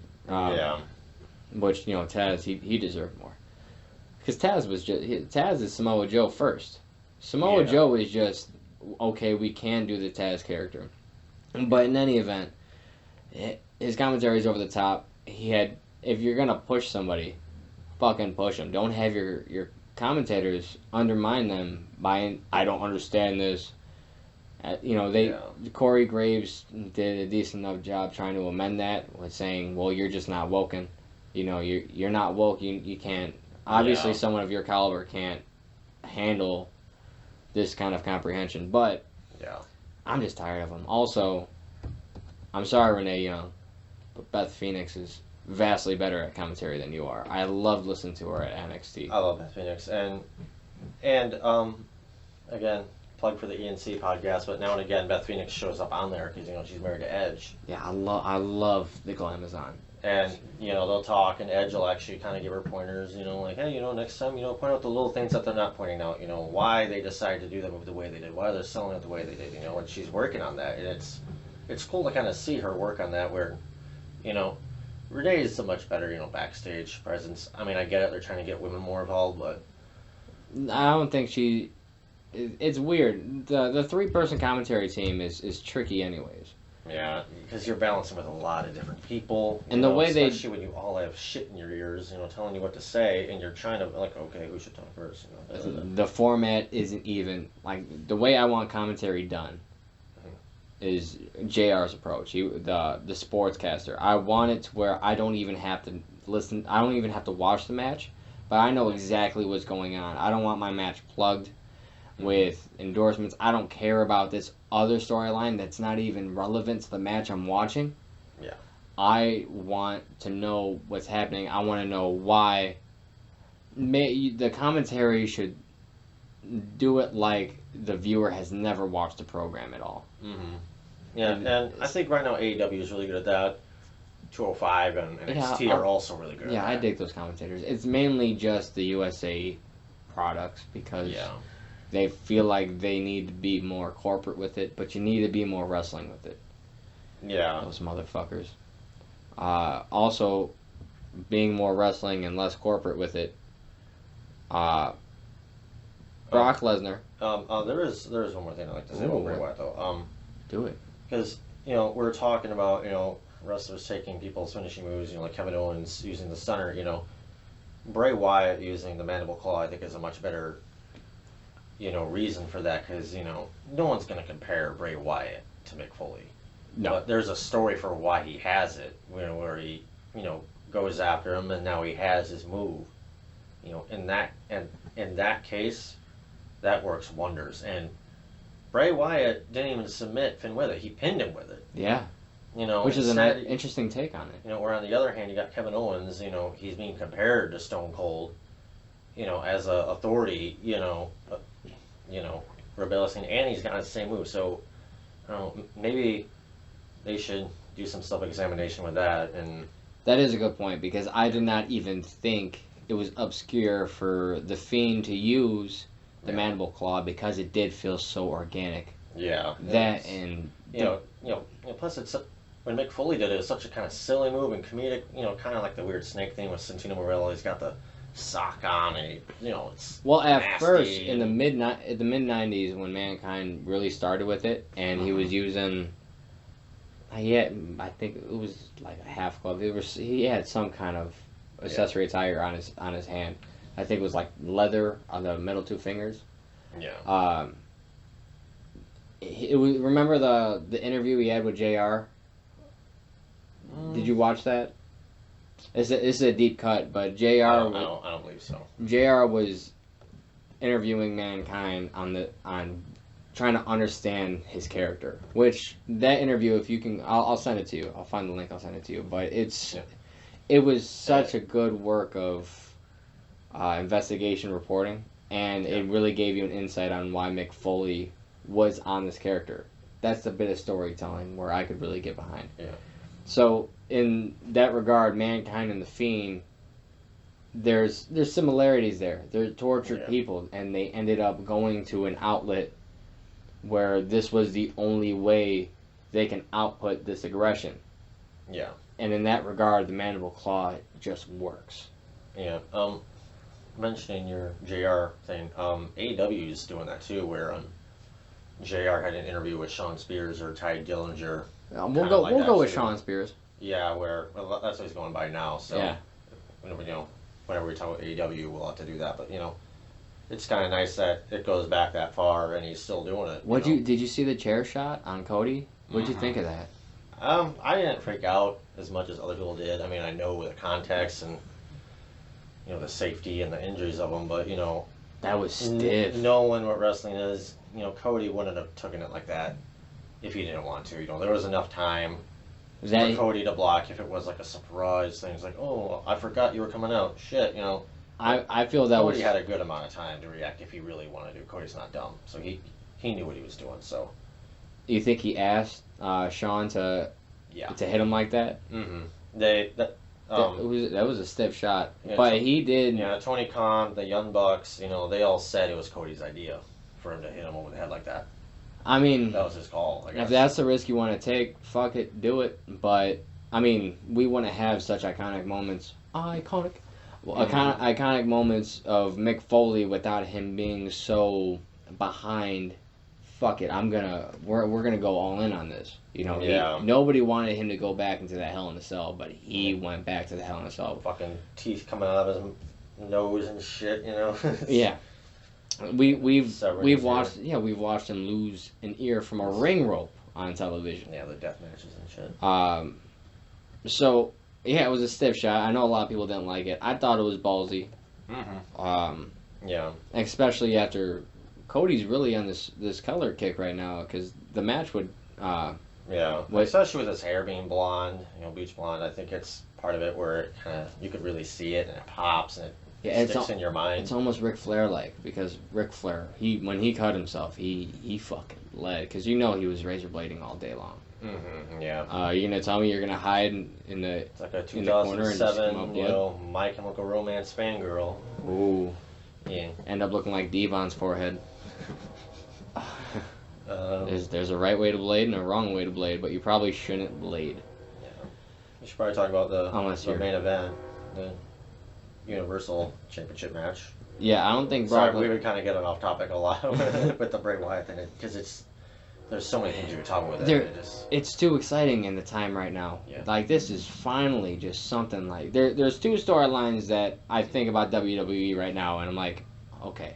There's The Fiend, and then as long as they capitalize on this Roman thing, which, if it is Daniel Bryan, if the match is, if the ends meet, it's going to work out. But The Fiend is just top for WWE right now. Hopefully they don't overplay that card and make it less special, How often would you like to see them? Like just on pay-per-views, or maybe like the Firefly Funhouses during the week to just kind of remind people? I only want to see him if it matters. I would like to see Firefly Funhouse televised every week. Yeah. Because I don't think that can get old. Bray is doing such a fantastic job in keeping that demented Mr. Roger-esque type. Tim and Eric type of deal, Yeah, where it feels good when he does it. It feels good. Yeah. The Fiend, I don't think it should be overdone. I think that alter ego where he's switching back and forth is very smart. It makes it feel a lot more special, too. I want to see the Fiend more than I've seen the Demon. More than we have seen the Demon. I would love to see the Demon more. Yeah, in NXT, they use the Demon quite a bit. Usually for takeovers, they would use the Demon. And they should. And they freaking pop out, like Kevin Owens has a match with Finn Balor in a ladder match for the title, and the Demon comes out, and it's like, it's fucking wild. It's great, but you never see him. Yeah. And in a way, it kind of ruins it because, like, when Finn was facing Brock Lesnar, Brock. And I knew the second when Finn didn't come out as a Demon, I knew he wasn't. Lose. Yeah. I was like, Which that would have been, what a way to put Finn Balor over. Yeah. Plus, it would have been a very good reason for Brock to lose. Like, oh well, he lost to the Demon. Of course he lost. He's a lot more aggressive than. The problem with this is the booking of Finn Balor. You're not putting him in high-profile situations as he deserves, because he's one of those guys. He's a Ricochet. He's an AJ. He's a Kevin Owens. Mm-hmm. These are like Seth Rollins. I mean, right? Lately, I'm confused on his booking, and I don't. Yeah. I'm not behind him as a performer as I am Finn or AJ or probably an unpopular opinion. But Seth is also, he's thrown in my face too much. He's almost Roman Reigns right now, or what Roman Reigns used to be. He's, but Roman's a bit more dialed back, especially now that he's having more exciting matches and more competitive matches. And it's a lot more interesting. Yeah, I think the SmackDown move really benefited him. Yeah, as long as they keep Bray in storylines that are compelling. But the Fiend should be used often, but not too often. Yeah. I'm okay with seeing Bray every week, but I don't want to see the Fiend every week, because I know if we see the Fiend every week, we're going to see him in situations that kind of diminish the impact that his character provides. Yeah, Finn should be okay with this. Finn's kind of got that kind of Jeff Hardy, RVD kind of cool factor. You're always going to love him. Where he's always going to be, he's always going to get a response, so he should be okay. And, hopefully when he comes back, they book him better. OC run would be obviously great. And then you can, well, I don't know. I probably don't want to see Finn and AJ battle for leadership, because we've already seen that in Japan. Yeah. But if they could dominate, that'd be great. Together, have maybe Finn comes back. They have a few months of just dominating, kind of Evolution style, and then Undisputed Era comes up. It's like a fucking team on team. That would be dope. That would be tight. They could just move everybody else to SmackDown, or move everybody from SmackDown to Raw, and then just have Undisputed in the club on SmackDown. That would be the whole really interesting Survivor Series. When is Survivor Series after October? Yes. Because if NXT is going to be a main brand, what if they tie in NXT to Survivor Series? That'd be really interesting. I feel, have they done NXT in Survivor Series at all? No, they might have little guest things. I know now and again, one of the matches when Sasha was called up and Bayley was still down there. Survivor Series is going to be November. So it's coming up. It's going to be in Chicago too. It's calling it close, so they might. I might go to Survivor Series this year. That'd be kind of cool. Let's do it. Yeah. We'll do a podcast right afterwards. Yeah, it's in Chicago, which means there's going to be a takeover because it's the top 4. I'm more excited for Takeover. I don't even know what it is, but I'm more excited for Takeover. After this past weekend, me too.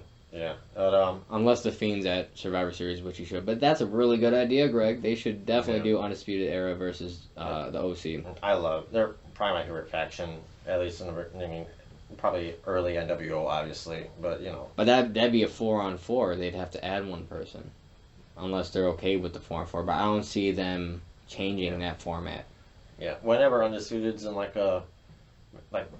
was the last one they were in? The War Games. If you ever watch those matches, it's like 2 steel cages back to back. Yeah, and they had Pete Dunne, Ricochet teaming with the War Raiders. Viking Experience, or whatever the fuck they're called. Man, what a ball drop. Yeah, and against Undisputed Era, and it was fucking wild. It was great.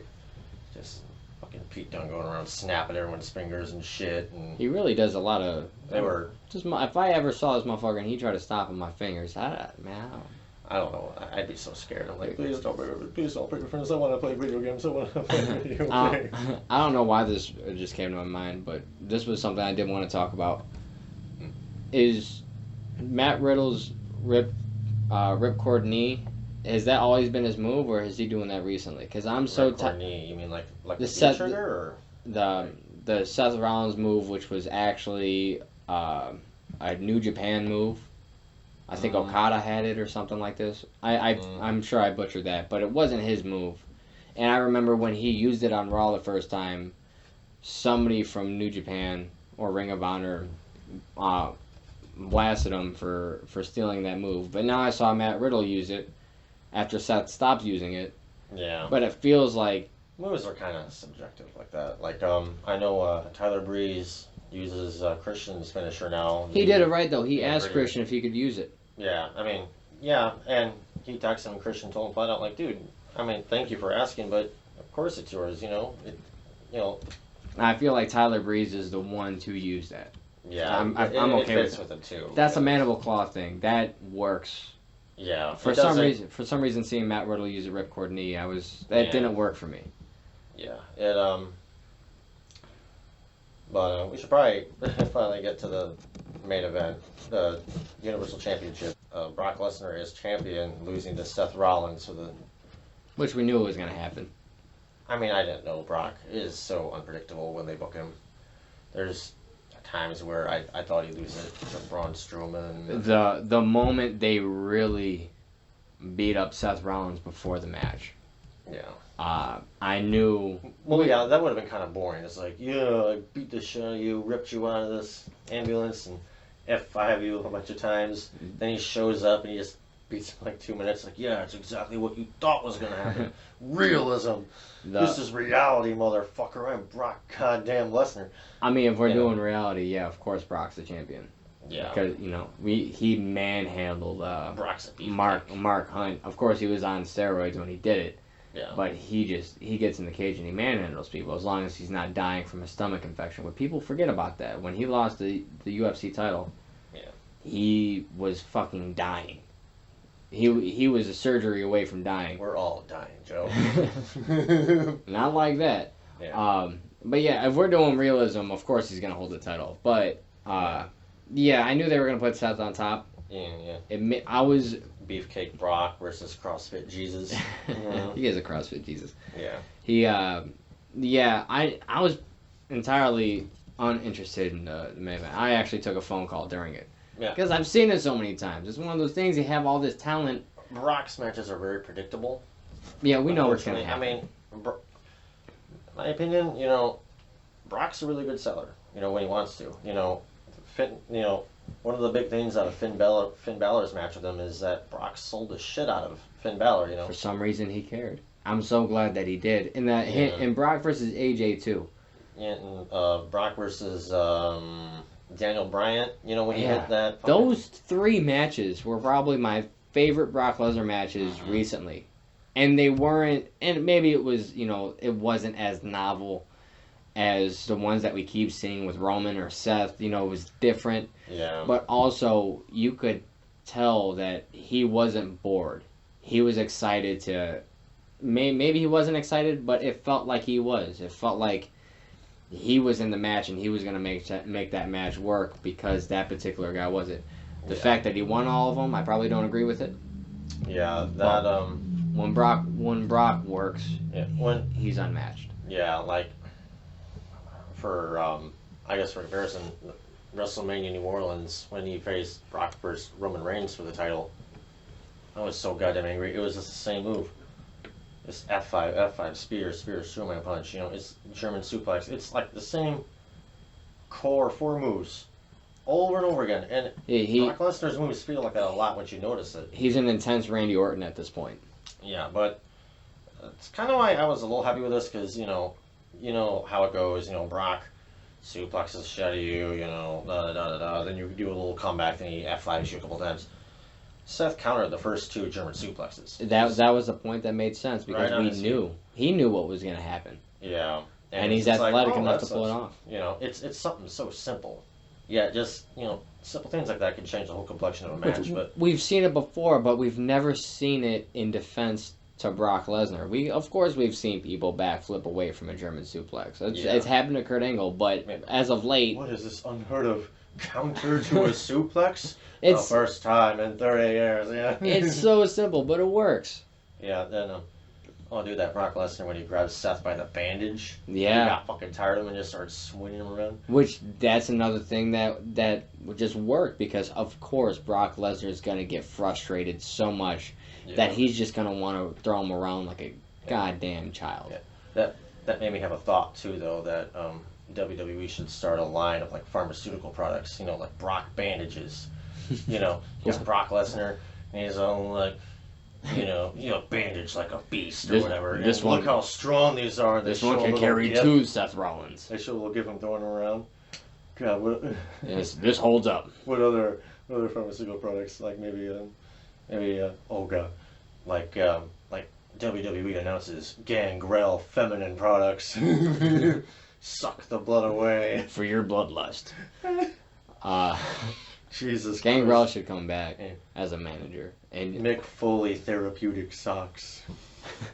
Have a nice day. Oh, Jesus. God, this is probably go on for a while, but... Well, Stone Cold does have his own beer, so fuck it. Yeah, it's... Oh, my God. RVD's marijuana strain. Oh, yeah. Who's that old,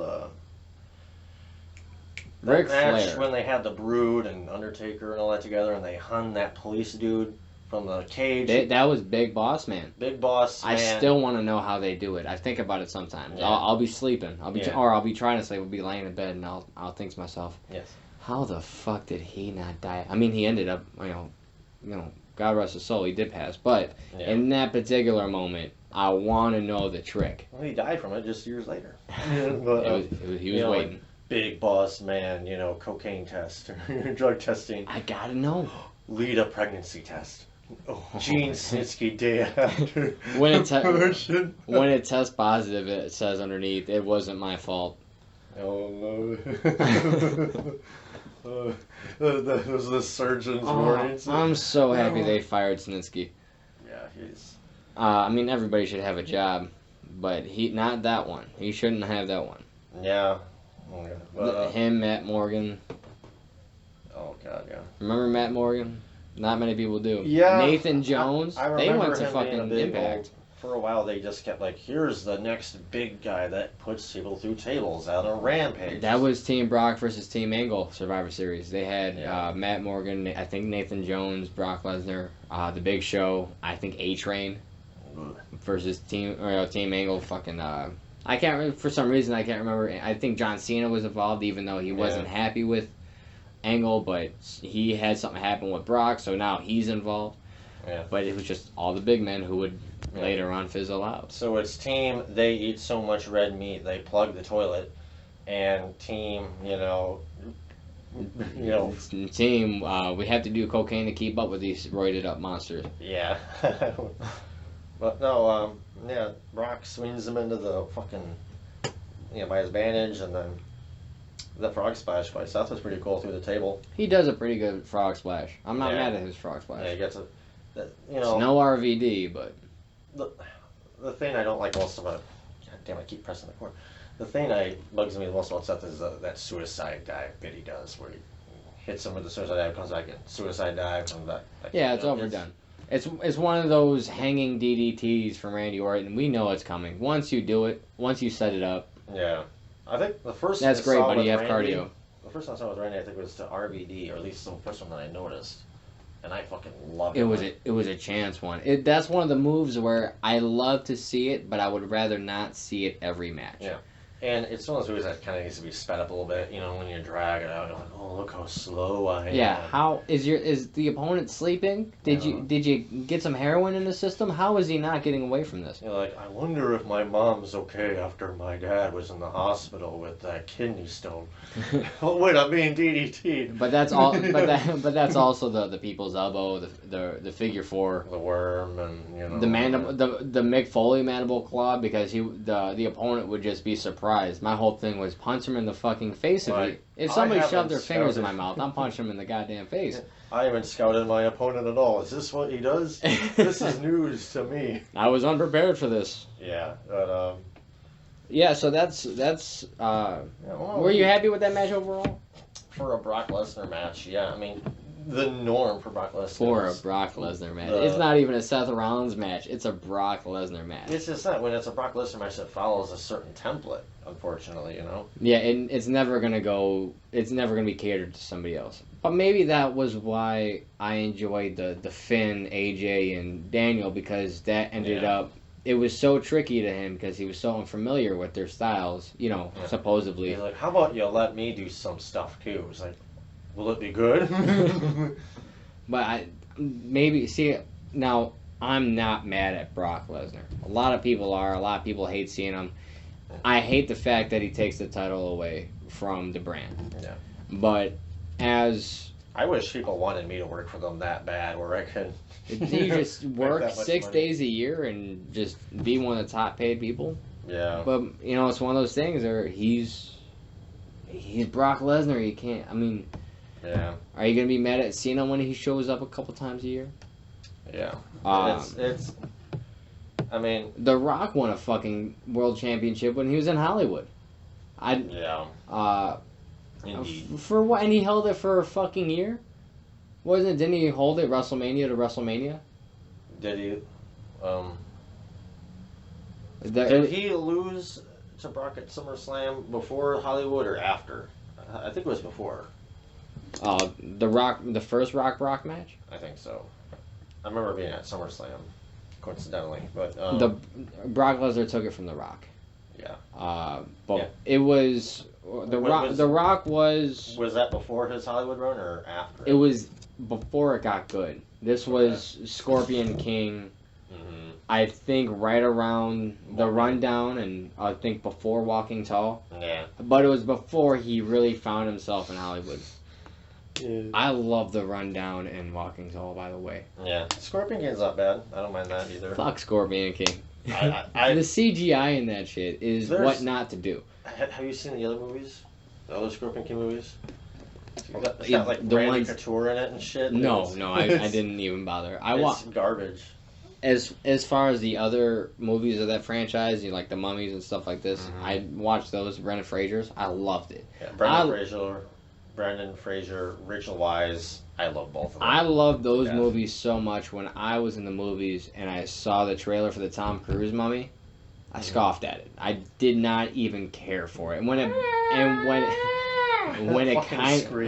kind of bombed, I was like, "Good, fuck you guys! How dare you touch that movie?" Yeah, they're gonna be doing a monster universe, I guess, with like Dracula and Frankenstein and all that, the old Hollywood monsters. And I thought they were doing it with Godzilla and King Kong and stuff. Yeah, they're gonna be doing it with like the old Hollywood stuff too. That's where the Mummy comes in. No. Yeah, I don't want that. I mean, I'll take it as far as like the big ones, but the Mummy, I don't want that involved at all. Yeah. So for SummerSlam, what was your favorite highlight or match out of it? Obviously, The Fiend. but if we're not counting the Fiend, it's hard not to give it to him because I think looking back, SummerSlam 19 is going to be known for the debut of the Fiend. Which it deserves. He deserves every bit of that. Like Bray Wyatt deserves. He was one of those Kevin Owens. He deserves, or maybe I'll even throw Sami Zayn in there. Yeah. He deserves so much more. Yeah. Bray has finally got it. Bray's been holding down Raw and keeping. He's one of the few things that make people want to watch it, like for months now. Oh, he's him and AJ are the only reasons why I watch Raw at this point. Yeah, and now Heyman, is kind of taking over. It's becoming a little more interesting.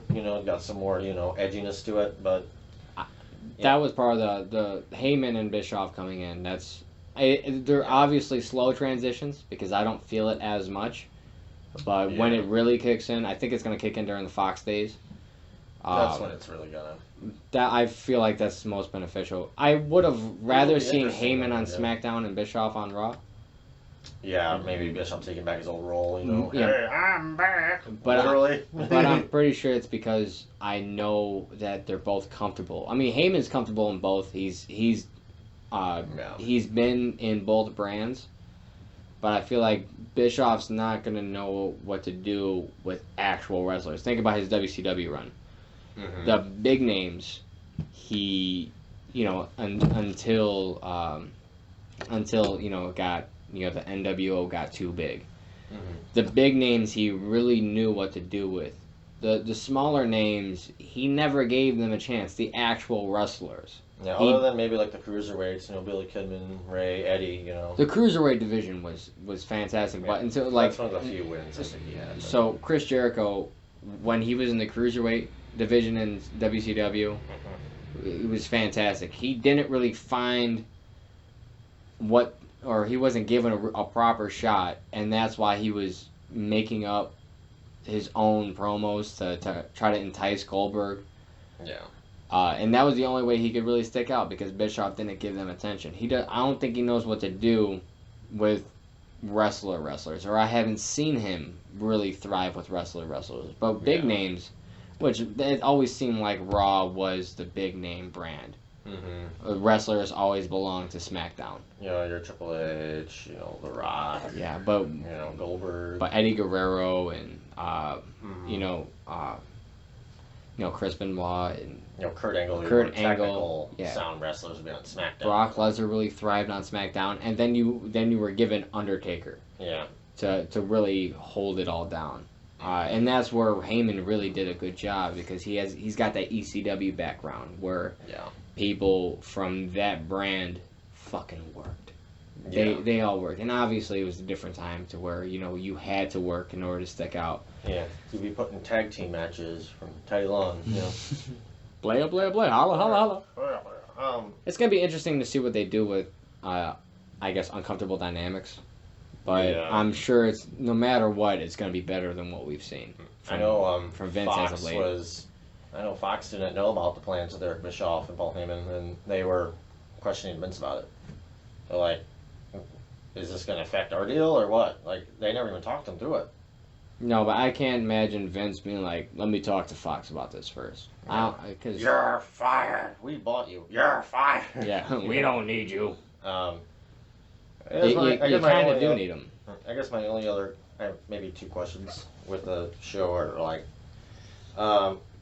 who do you think, assuming Johnny Gargano's getting called up, what would you like to see him do to kind of showcase what he could do to like the mainstream fans that don't know much about him? Well, immediately you want to throw him in with cats like Ricochet. Yeah. Which him and Andrade would be a really good showcase too. Especially Andrade. And I think Andrade is going to come out of this whole Rey Mysterio feud shining, obviously. I really hope. I love Andrade. The fact that they even shortened his name and him and Mustafa Ali. It's Ali and Andrade now, not your names. You're foreign. I would have been okay with Mustafa Ali keeping his name. I think Andrade, that's just a cleaner. It's easier for commentators, obviously, and it hooks better. Ali, number one. Muhammad. Yeah. I don't ever want to see just an Ali. Yeah. because I've already seen Muhammad. There's something about Cassius Clay in any form of media that is you just can't compare anybody to him. He was the guy.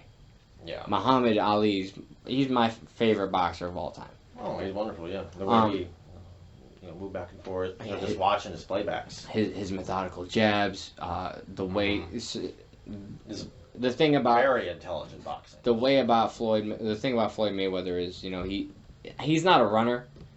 He's really good at bobbing and weaving. Yeah, he's very defensive. It's ridiculous how good he is. But the thing that separates these two, and the reason why Floyd Mayweather is not going to be the greatest of all time, in my view, is Floyd wouldn't tag him like he could have if he properly trained. Muhammad Ali would make a show, really make a show, and make it look so goddamn easy, bobbing and weaving and making those guys miss, and then tag him with a jab that stung. Just tagged him.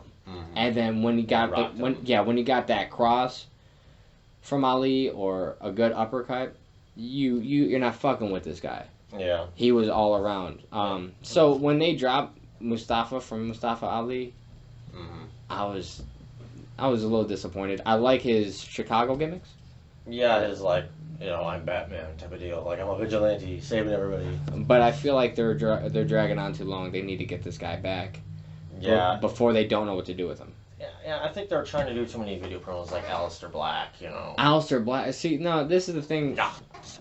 This is the thing about the whole Ricochet thing, because Ricochet and Aleister Black came up at the same time. And Ricochet, he deserves every bit of it. Yeah. But he has been so prominent as a call-up. But Aleister Black... He's in the ring almost every week. Yeah. The others aren't. Yeah. So they need to get on that, because Aleister's fantastic. He's so good. His striking... I fucking cringe watching him go to work. It's fuck, god damn, he's fucking knocking their fucking teeth out. For a big man, he moves just insane. I don't know how he can maneuver. Yeah, him like that. Him and Gargano had a pretty good match too. They could go at it too. So I would like to see Gargano on SmackDown. I was just gonna say. Yeah. God damn, it's separating my mind. But yeah, that would be the perfect fit. Yeah. If you want to get people warmed up, it's because they tried with Andrade, but they didn't commit to Andrade when they called him up to SmackDown. Yeah. Or they didn't commit to him like they should have. He's still on SmackDown, I guess, officially. Is he? Because we've seen him on Raw. Because they did put him on Raw, but then a week later, when they kept the drop going for 3 weeks and just kept changing their mind, Charlotte was on SmackDown, and they realized they were dating, so they kept them together on the same show so they could tour together. And the same thing happened with Aleister Black and Selena Vega because they're dating. Good for Aleister Black, because Selena Vega is... I've seen her... I watch the Celtic Warrior, Sheamus's YouTube channel. Yeah. Because I love Sheamus. I hope he recovers. I hope he recovers quickly. Yeah. I was such a big fan of the bar. When I went to Raw a couple Christmases ago, everybody was booing the bar. Oh, Merry Christmas. Belated. 2 years later. When everybody was booing the bar, I was fucking cheering, man. I love Sheamus and Cesaro. But they're fantastic. I've seen Selena on Celtic Warrior, and just how her personality shines. I'm so happy for Aleister. She's a big gamer, too. She goes to all the Mortal Kombat tournaments and shit. Fantastic. Dope. And there's, who's the... God, I'm gonna Xavier Woods. Up, down, down. Yeah. Yeah. Aleister Black and Selena Vega were playing Mortal Kombat on there, and dope. they were just going at it. It was pretty fun. I'll play Mortal Kombat with her. Yeah. But the other question I have is kind of a similar vein to Gargano is, who would be your next matchup for the Fiend? Damn, that's a good one. Yeah, I got two in mind. I would say either Aleister Black. But that might be a little prolonged. Aleister Black might be too big of a threat at this moment. Well, he's also on SmackDown, and you risk not pushing the other one. You're gonna hinder something. That's their biggest problem is how they're booking people when they start out. Yeah, who are you gonna feed until you give them a title and you can really start fucking hurting people? But a fantasy one that I know is not gonna happen would be Velveteen Dream. I'd love to see Velveteen and the Fiend go at it. It's just too fucking. You got this dark dude coming up with his fucking head, then you got another guy just... Yeah. It'd be so goddamn... But here's the, Confusing. I would want to see Velveteen just fed to the Fiend though. Not fed, like I would want to see it prolonged as much as they could. I would want to see it stretched and really Yeah. and not do like the 50-50 booking, but I would want to see almost what the Fiend did with Finn, but elongated. Him just torturing, playing the mind games with him. Yeah. And just destroying him after a match. Yeah, it was like the thing I'm thinking of is during Tyler Breeze and Velveteen's match, they had some really good like in the ring moments, kind of where like that's why I kind of mentioned Velveteen as like another good character actor like with like the Fiend is because they both are very active with their personalities in the ring. Where the Fiend's doing his arguing with himself shit, and Velveteen's taking out Tyler Breeze's phone and taking selfies of himself on his phone and then just dropping it on him and shit and Nice. mocking him and doing Hulk Hogan shit and He does seem to have just that fucking personality that it shines through his work too. Yeah. His presence in the ring is. I'm very interested in seeing more of him. so that'll be a clash I'd like to see. I don't think I'll ever see it, but I'd maybe on like 2K20 or something pull it off. Yeah. The Fiend's going to be DLC on that, by the way. As well, he should. I don't know if I'm gonna get that one I don't know either. because I have 18 and 19 and it feels like the same exact. They're It feels very, very similar. it's so similar. I don't play either one of them anymore. The only big real difference is that they don't have Tommaso Ciampa in 19, and that makes me very mad because he's probably one of my favorites right now. I'm sure you can get the downloaded. Yeah. Somebody's made that character. Oh yeah, they definitely have, but it's still It's not the same. it still sucks. I remember downloading a Goldberg before I got the DLC, Mm-hmm. and it's just obviously not the same. Yeah. So they did a really good job. They were real close, but it just has a feel to it. I would like to see the championship or no championship. Him just decimate Seth Rollins. Like I want to see the Fiend work on your top babyface. Mm-hmm. And Take the title. He- Well, yeah. No, that's why even if well- Seth didn't have the championship, Yeah. so say Brock Lesnar won. If Seth, because he's got that smile, he's a nice guy, he's liked, he's beloved by fans. I want to see the Fiend just squash or torment or just make your favorite baby faces regret even coming out. Yeah. I want to see him make a babyface regret coming to work. Yeah. I'm blanking on baby faces on Raw. Who do they have? Ricochet. I don't want to see him face Ricochet. That'd be too contrasting. Yeah. That would be. Ricochet. I'd say Rey Mysterio. Yeah, Rey Mysterio's on Raw now. Yeah, but see the thing about the Fiend and the High Flyer is, I feel like that's going to be a 2 left feet scenario. Yeah, I mean, I guess Braun Strowman's a babyface, but I don't know if that would really work. They need to give Braun the title. I'm tired of them fucking around. Him just walking up to people and power slamming. His new finisher is pretty cool though. His spinning power slam. It looks a lot more vicious than just his standard power slam. So that I liked. I just love Braun Strowman. The other, yeah. I'm not. I've seen enough of the big eye smash guys enough, but I know Mary likes him a lot. When she does watch it, she doesn't watch it that much. She watches like the pay-per-views. But Mary's my lover, by the way, fiance. I know some of you don't know. Fiance, newly. Yeah, it's married weird calling fiance. someone my fiance. It's like I want to butter a croissant when I say it. No, I mean, I got the guillotine. You know- I write newspapers from my bathtub. I've been with my girlfriend for a while. Gross.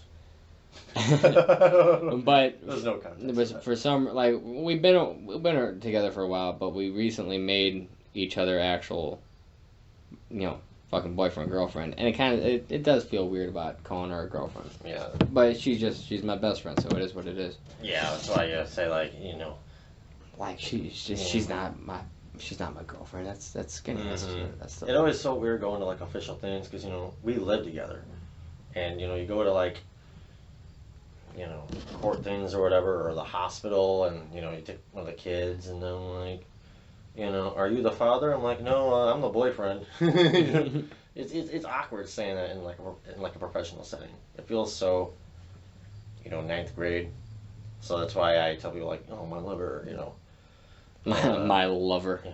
That's my lover. What's another one? Her Majesty. The Glorious. Just get as silly as you want, but Do you have any pet names for her? Just my lover, really. Things like that. What's up, lover? Female. Like, come, female. Hey, female, get over here. God damn it, woman. Yeah. Well, no, it's not like wearing a wife beater, drinking sun tea while I watch it. I'll probably be like, God damn it. You don't want me to get down there and make some pulled beef, do you? Get over here and make me some sloppy joes, make me some lemonade, or I'm gonna watch some Sam Elliott movies on my VHS projector. And it's like, what the fuck? You know what's fucked up? I have a VHS projector. It's like, come here, woman. Sloppy Joes and lemonade sound delicious right now, actually. Yes. Yeah, I just want to see the Fiend just destroy baby faces on any brand. I want to see. He's the one guy I want to see just go around and torture people. I don't want. And here's the other thing. This and it's very contradictory to what I just said, but the whole you can pick 3 or 4 superstars and they go to the other brand this week and the wild card rule. Yeah, that fucking shit. What was the wild card rule? It's not even called that anymore. They don't call it, but they still do it. It's like, man contradicts himself the very minute. He's like, we're gonna get 3 superstars on each one. Maybe 4. Maybe 5. Yeah, like, it depends on. You're the boss. It's up to you. Depends on how we feel today. Yeah. And maybe it's just me being so nostalgic about the early 2000s because I love the Attitude Era, but there's something about the Ruthless Aggression Era. The Ruthless Aggression Era that it felt like. Well, I mean that's when we were like, teenagers mostly, right? Yeah. So that's kind of when we. But that's when they figured out how to present their product like in a professional way. Like you watch WWF Attitude Era, and it shows that they didn't have quality stuff yet. Yeah. And it was more wild, but when you get into the pay-per-views, there's a lot more sex and things like that. Well, not even that, just how often they changed. Like every pay-per-view had a different look. Every pay-per-view had a different feel. Every rivalry in every pay-per-view made sense. Yeah, but sets and all that. But even then, so you had, and they did this for ratings, and I know they tried it again recently, but then the ratings were so bad that they had to join both brands for each pay-per-view. But it was so down the middle. This was Raw. This was SmackDown. You don't cross. It was almost the whole Raw versus SmackDown versus Raw when they made it a game. That was prominent because they made it seem like they were one-upping each other. And they were trying to one-up each other. Yeah. Monday night was trying to do better than Thursday night. Or Friday night, which it went to a little bit. Yeah. But SmackDown always made it close. Yeah. And it always felt like 2 entities. Yeah. I mean, last year's probably biggest rivalry, Becky Lynch, Ronda Rousey, that started with the brand split. Survivor Series, SmackDown invaded. Becky got, popped in the nose, and you got that fucking iconic thing where they're, giving Ronda the disarmer and all that. That's all the fucking brand split. How the hell are they gonna pull that off this year? Like, well, you can have 4 members and 1 wild card, I guess you could pick as your wild card teammate. I pick you, Michael Cole. Whatever, it's... I want to see him tombstone. Fuck you, Michael Cole. Alright. Yeah, I think that covers it for this week, huh? Yeah, I'm sitting on this fucking yoga ball and my back is killing me. What do you think next week's going to be? What do you want to talk about next week? I don't know. For the listeners. Maybe just kind of general, what's going on, things you want to talk about, if something pops up. The fact that there's going to be a Spider-Man universe set of TV shows. There is? From the makers of Into the Spider-Verse. Shit. I mean, maybe talk about Jeffrey Epstein. I don't know. Talk about serial killers.